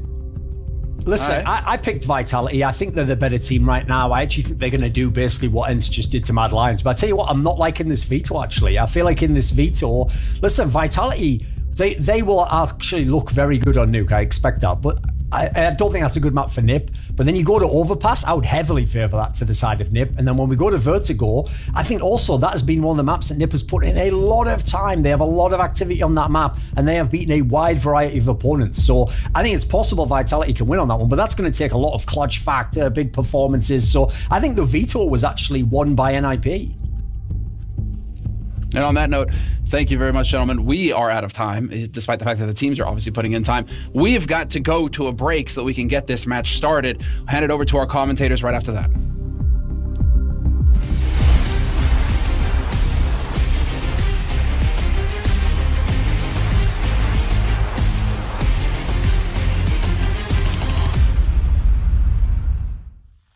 Welcome, ladies and gentlemen. We are kicking off the decade here. Not every day you get to say that. With the Blast Premier Spring Series. We do have the very best in the business, the best in the world competing here.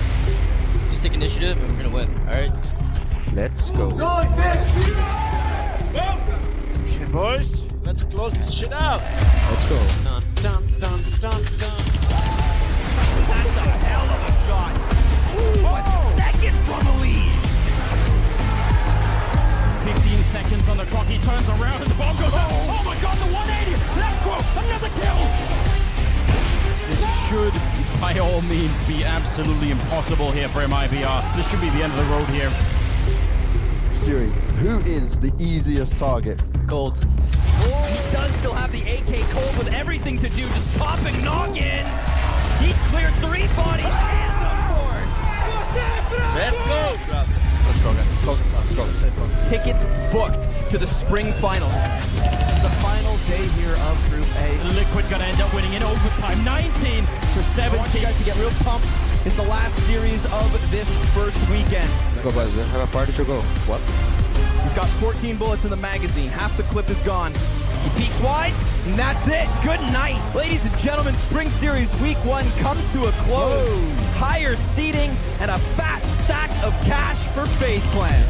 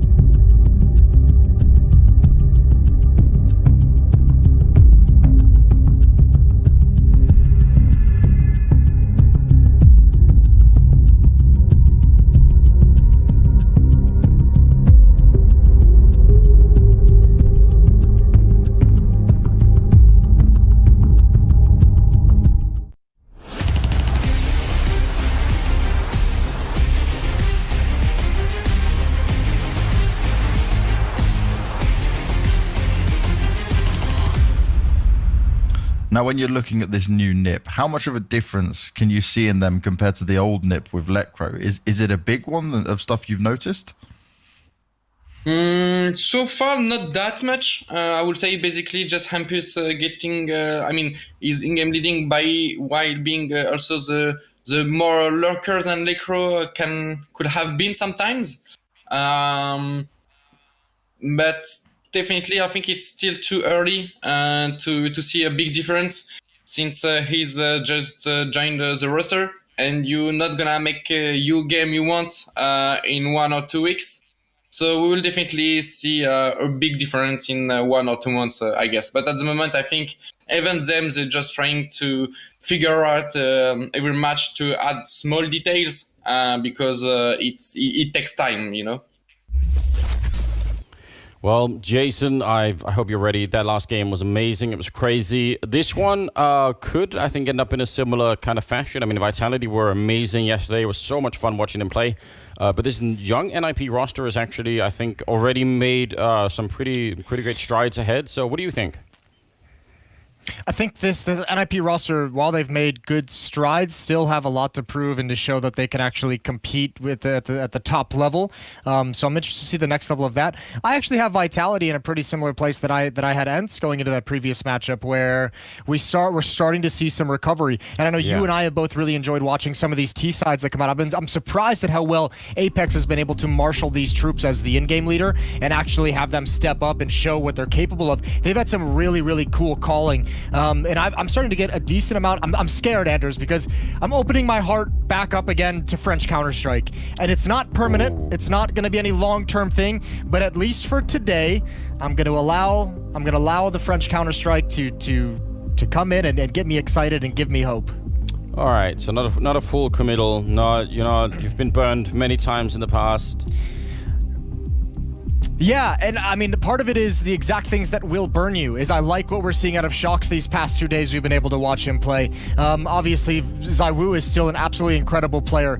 I really like what I'm seeing out of them, and I really like the way their players are playing within the tactics that are being called. But I mean, we all know that that's how it all comes crumbling down. Once you start to believe that, this player is playing well, and this player is coming back, and this player is getting some of his old form here and there, that's when you really open yourself up to be the most damaged. Yeah, that's a good point. I mean, you follow French Counter-Strike for long enough, you're going to have that experience at some point. But I mean, the reason why you would want to follow it in the first place, surely, is that it just does have so much potential, right? It's all there. Like, we've all seen it before. So I feel like that's, as painful as it could be, that's one of the reasons why you want to be part of it, right? Yeah, well, listen, Masuta's actually looking very good for this Vitality squad as well. I think he's been a huge part of the reason why they're looking good here in the Spring Showdown. And it'll be interesting to see them go up against NIP on a map, especially a map like Nuke, where I think actually Vitality's looked pretty decently strong on. So I'm really excited for this game. I am actually pretty excited as well. I mean, he has a Vitality book, a whole giant ledger basically to write stuff down in. That's for show. That's for show. It's definitely a comic book. He's going with the Flusha tactics. You open that up and it's Wolverine in there. There are not many people who could follow along with the Flusha tactics. I won't lie, but yeah, I think they've got some stuff to prove still. NIP, but just given, I mean, again, I'm just thinking about like the average age of these NIP players and how relatively new the team is. There's just tons that make me think still, like the future is actually looking pretty bright. I think they're a fun team.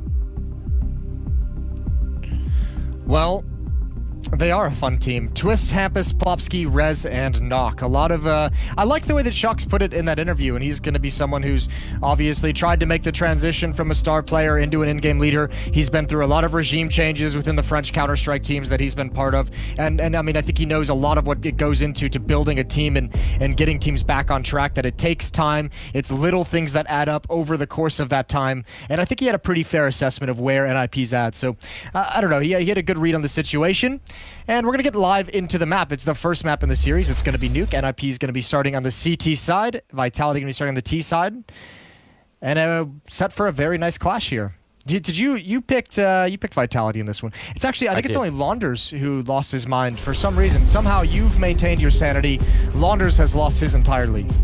Yeah, that should be a huge sign of warning to Launders, shouldn't it? Like I think there's some things he needs to go back and think about in his life when it's come to this. First map coming up, first half as well. It's gonna be a couple of Molotovs. Sorry, just one Molotov, a couple of smokes, and an HE there on the Vitality side. So let's see what they do with it. Shocks, he's the one with the Molotov. See if he's gonna try and burn out the hut, which is the most common way to use it. He's in the right position for it. Oh, but it starts with Nok getting a kill on RPK before Vitality even get to do whatever it is they had in mind. Well, at least 3 players have made their way down secret. It's going to be a battle the whole way. Plopsky is over towards control. ZywOo, his attention is taken, but missed shots from Plopsky. Oh, they're going to go back up vents. But there's 2 players waiting. This should be a slaughter. It should be an absolute deletion of the attack, but it's not nearly as comprehensive as they would have liked. Rez pounces late in mini, and now one up heaven, and ZywOo nothing to do. Pistol round goes to the Ninjas.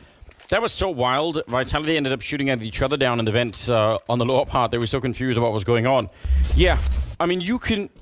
It's not that this tactic is completely crazy. It does obviously suck when they lose a guy early on, but when you go down lower like that and then come flying up the vents, there is a chance that NIP just, you know, incorrectly rotate around the map and get confused, and suddenly there's only one on the A-bomb side, but that just didn't happen.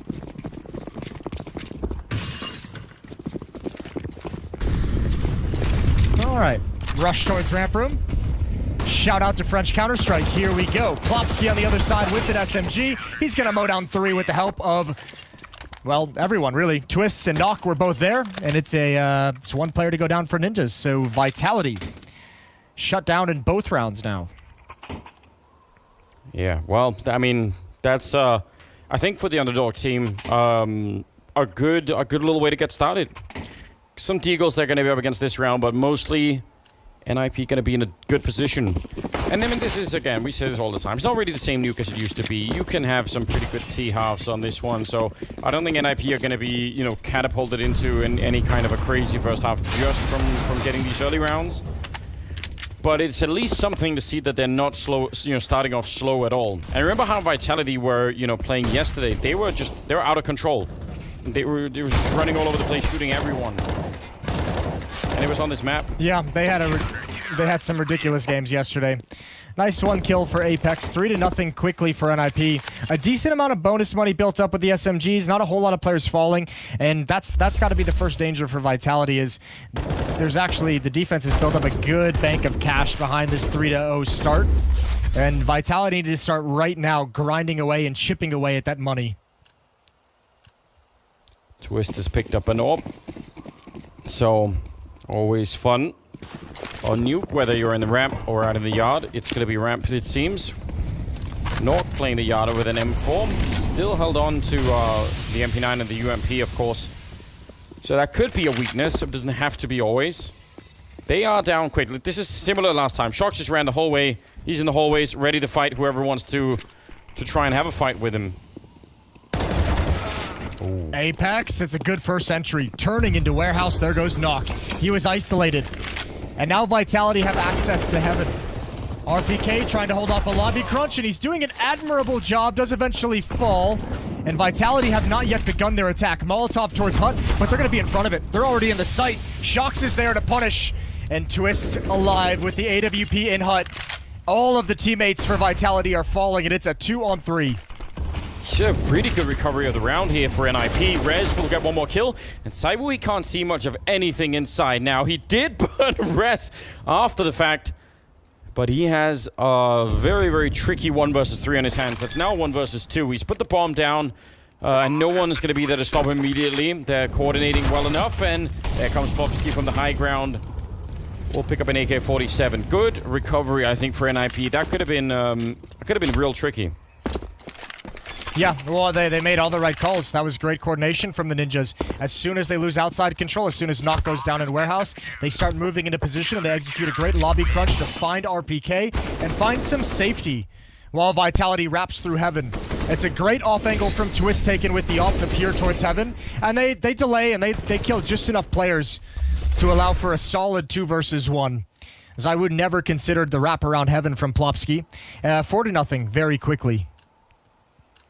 That is, that's really quite something. AKs are back. I mean, the bomb plant does help out, so that much is working. But it seems like Vitality are set for the same pace. They run into a grenade early on, but we were praising the French for this kind of pace that they were setting yesterday's game. NIP have come prepared. They're actually winning some of these fights early on, and, you know, we aren't just seeing ZywOo and Shox completely clearing the map, at least yet. Shox going down to Twist, and oh, that's an important return kill. Dropping Twist to the smoke. Oh, Plopsky out in the open. Apex lurks up. A lot of emphasis outside so far for Vitality. I don't know if ZywOo saw that. I think he did. It looks like he might have had the timing. Yeah, good shot from Apex. Maybe called over from ZywOo. And now the Vitality, they have complete control of the map. They can just sit and wait and see what Hampus does. See if he pushes anywhere to get information. Make him sweat a little bit with 1 minute left on the round. All they have to do is allow RPK to be passive back towards T-spawn with the bomb. Make sure he doesn't get picked off. And they've got all the time in the world. This was a strange round because it really felt to me like NIP got the better kills early on. But it's like they weren't able to, you know, retract from those forward positions. They just sort of hung around, and then they got picked off and actually traded even better. Pretty good kill from Hampus, but they know where he is now. 30 seconds. The bomb is there, and they're going to try and make their way down the vent, just making it maximally difficult for him to do anything. And Apex will find a triple. And Vitality are on the board early on, so that has got to feel pretty good. Now, NIP, I mean, there's 10,000 on Plopsky there, so they can definitely still buy. No, but that's part of the reason why that's such an important win, is that you start to make them dig into all that money right off the bat. Plopsky, yeah, 10.5k before the buy this round, and now he's down to 1.5. So even dropping a weapon over to his teammate, that's the entire bank that was built up for NIP spent in this round.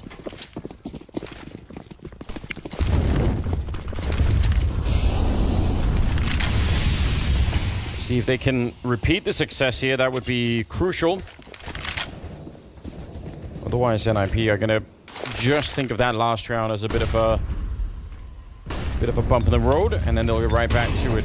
Pretty deep Molotov could actually force someone to move forward, but not so much when you have the AWP. You don't want to be running up the stairs into a potential AK-47. Again, they're out in the yard and picking up most of the map control out here. So this is great for Vitality. If they can have this, there is so many more options on Nuke for you to exploit. And the return lobby crunch, though, again from NIP, that is a cool idea. RPK, though, is very, very defensive. I don't know if it'll matter. Look at Shox. Shox is in the vents. He's ready and waiting to pounce up, whether it's going to be a hit or if they push into lobby, he can always swing up behind them if RPK is calling out numbers. But RPK handles business. Rez goes down. And Vitality, again, wrapping outside, have so many options. Plopsky's got to manage two different angles, and he peeks properly. He's got a free 2 kill, not free, but he's got a great advantage in 2 kills, but gets neither of them. Hampus making a jump down, and I can't believe he's still alive. Apex probably count if we get the reaction on Apex. We should. Twist is going to get dropped next, and it's still looking very grim for NIP in this round. Bomb will go down. I don't think they should even move close. Get the rifles and make a run for it. There's absolutely no way to do this. We do need the Apex face cam during that sequence. Yeah. The whole thing. It looked hilarious, didn't it? It looked like he should have had the kill about 3 separate times, just could not connect the spray. So a second round for Vitality, and money is going to be busted for NIP. Plopsky might have enough to force a buy if they want to go for it. If Rez and Twist want to go for Deagles, Plopsky can probably get an SMG with some utility. That'd be pretty desperate, but Vitality let NIP rattle off 4 straight, and now they're fighting back. Yeah, and it's really the economy that we're interested in, especially in the early stages here. And it was built up nicely for NIP, but it can go away pretty quickly again. Hampus, again. How does he live through that? They get to save the M4 and the AK-47. Would you want to go take them fighting somewhere, or just hope that they show up in the right place? I'd put them outside. I just have some aggression outside with the 2 rifles, since Vitality has been putting so much emphasis there on attacking that. And most of their success in the 2 rounds they've won, and even in the rounds that they've lost, has come from being able to get into warehouse and wrap around towards heaven. I would just make sure I had those rifles outside battling and just show Vitality that you're going to be willing to fight for that control. And they've kind of done it. Knock was in mini, and Hampus kind of hiding over in secret. And Hampus might have a chance onto Shox, who's got to be very careful in how he approaches this cross. So flashbang on Nork, who could actually flash Hampus into a fight if he gets out here. He's inside right now, so obviously that's not going to be possible. But always fun if you're peeking that angle in your Hampus if you do that. He's actually going behind the Molotov. That's a clever use of the fact that they probably would have thought no one would have been allowed to do that, or could have been allowed to do that. Would have resulted in a kill, I think, with another bullet, but they escape, and now there's 50 seconds on the clock. Yeah, and Shox can't really get back. I mean, he throws out a smoke, and he's going to retreat, but he's got to be careful. No HP on him. Hampus is surely going to go down. RPK spots it through the vent. There's one up above. I don't know if they saw the leg. They're certainly going to know now. Good conversion from ZywOo on the trade. Shox finds one flanking, and that's the danger. All gone for NIP. Tapping the bomb, looking for someone to come through the smoke. They have the idea of Rez's location. Plenty of time to stay off this plant, and good job from Apex. 4-3 as Vitality closed the gap. That's a nice little return here. I mean, yesterday when we saw them on Nuke, right? The start was so explosive that, you know, one question you could have asked if you wanted to be really critical was, could they have done the same if it wasn't such a good start, you know? And this kind of proves that, yeah, actually they still kind of can. Even losing the first 4 rounds, they're like, yeah, okay, it's a bit slow, but here we go. Back in the mix with some pretty terrifying Counter-Strike coming out here. NIP have rifles yet again, but no defuse kit and very limited on the grenades, which again, on Nuke, in Afterplants, no kit, no unlimited grenades. That can absolutely cost you a round.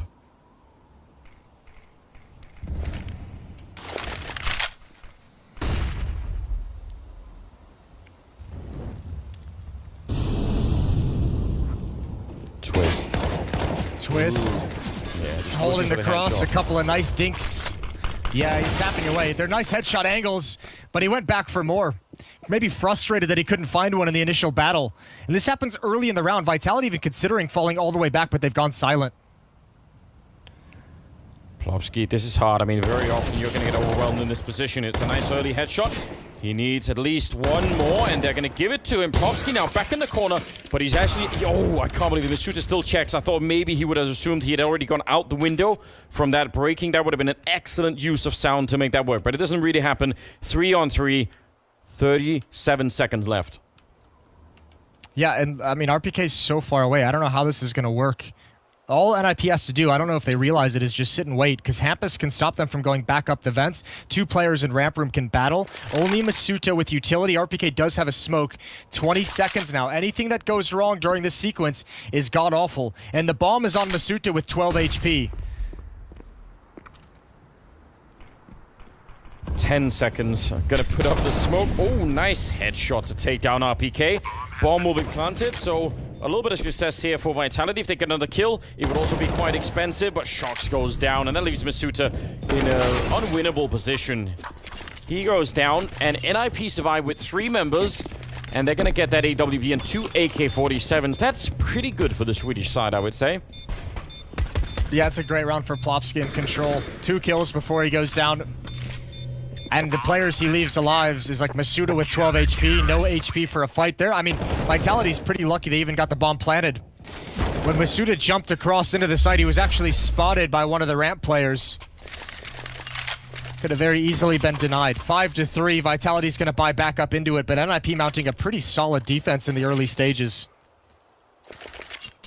And they have a lot of work ahead of them.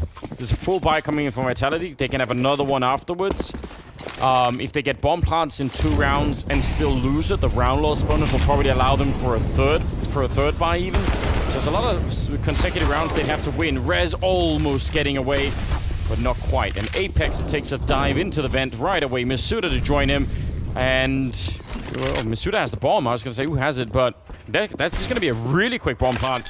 And a tough retake now for NIP, because if they just rush in here, they could end up, fighting one at a time and going down. They need to find a way to structure this retake, but it's hard with everyone holding. There's another one. They're not going to expect it. Surely they don't check for it. And Shox knows no one is coming that way. Could have had the kill already, but still, the information is worth a lot.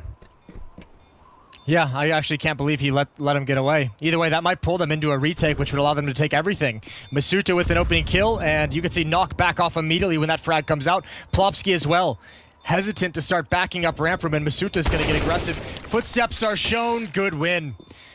And all the guns being taken away, it's just going to be Knock who survives, but he's only got 400 in the bank. Vitality with a nice response. They started a bit slow, but they're back into this. And they have the economic advantage as well. That's... I mean, the risk in that round when you have two waiting in the... two waiting by the squeak door and two down planting the bomb. It's obviously... If something goes out of control with the bomb plant, like let's say they get the bomb down but then they both get killed right afterwards, then you're not going to be able to stop that defuse really.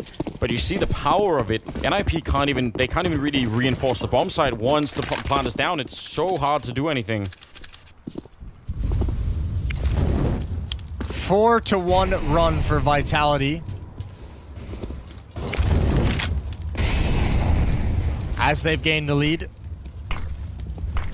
Rez gonna get smoked off. Utility control outside. Vitality's been able to gain yard control pretty early in these rounds, pretty much whenever they've wanted it. There has not been a whole lot of resistance for NIP, and I think that might be one of the big switch that NIP goes into in the final 5 rounds of this half.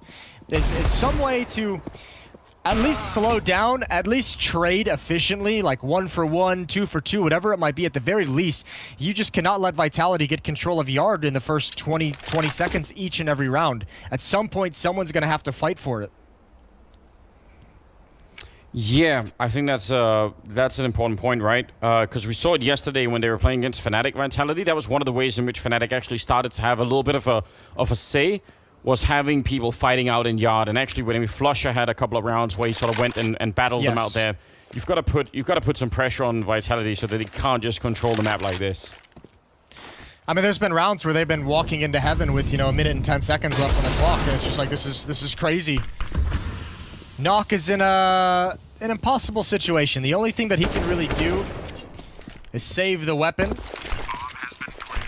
It looks like he's going to go for this, try and take some guns away, but I don't know. I guess there's no real wrong answer. I just don't know if it's going to be worth it.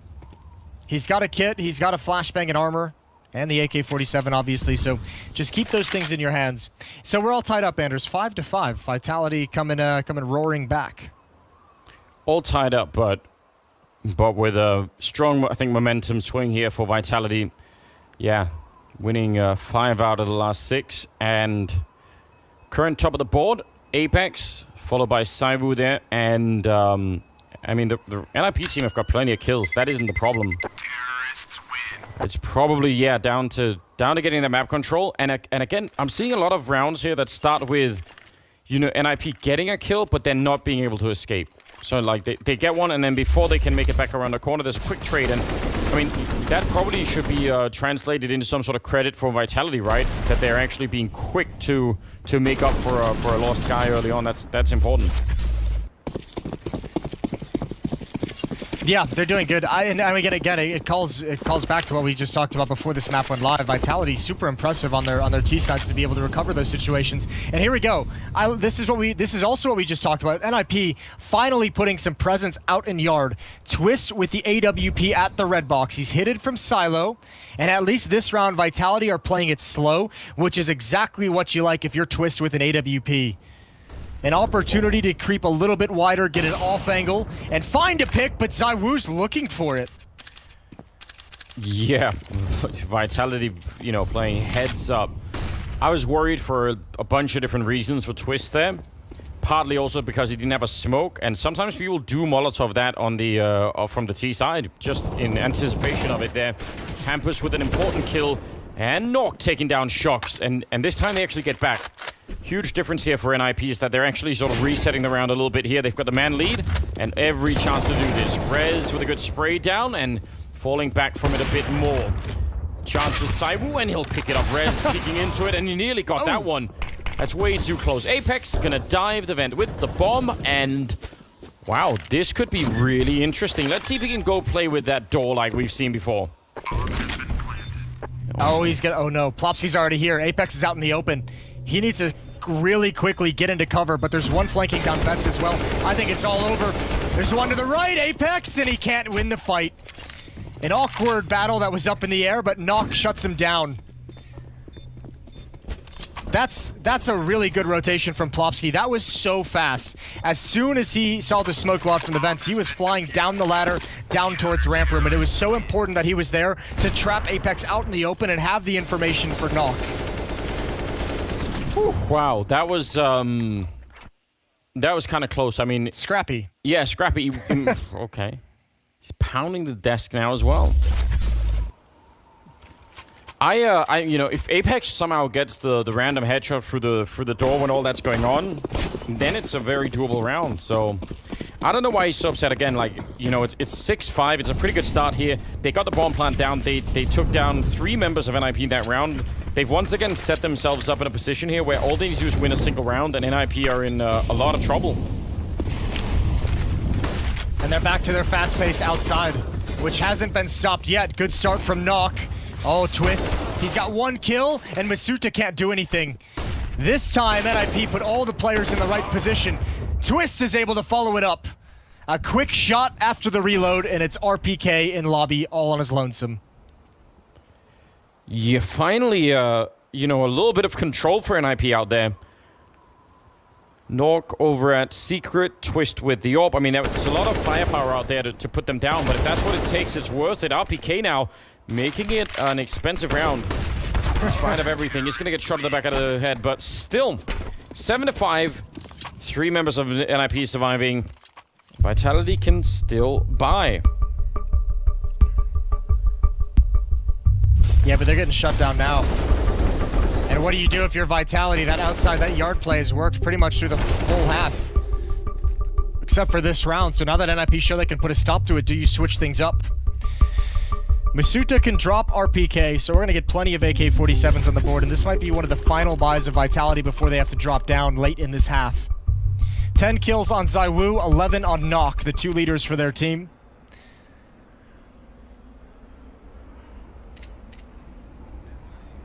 (7-5), 13th round. Odds tilting towards Vitality. But it's, I don't know, like, I mean, some of their rounds have been impressive, but NIP are actually playing a pretty good nuke right now. I mean, especially if the solution they found for outside is one that they could do again, like if they can win this next round, then finally the Vitality economy will start to look much worse, and there's a chance they could you know, get up there in terms of the round. So I wouldn't count NIP out at all in this. Look at Saiwu though, that is a mind-blowingly fast vent dive. Yeah, but Nock's already down here. I think Nock knows, obviously, or he at least has to be kept honest in the lower bomb site. The question for me is, how is Vitality going to use this position? Because the 4 of them look like they're lined up to attack the upper bomb site. Zaiwu might want to go in towards vents, and yeah, he's going to rush it. Everyone's going to come out hot. Rez in the corner. He's taken down, and they don't even need Zaiwu. They've just pulled Nock out of position and delivered a knockout punch. Ooh. See what you did there. Wow, it's not just a good pun, Jason, it's also a good round. It's a great round. It's a fantastic round. It's the best round. So far, yeah, no one's even died here. NIP, I mean, you know, they didn't really have a choice, but a swift call here to save the rest, which is, after all, still fairly important for them. So they're going to be just falling back from the fight here, but what a lot of back and forth here in the first half already.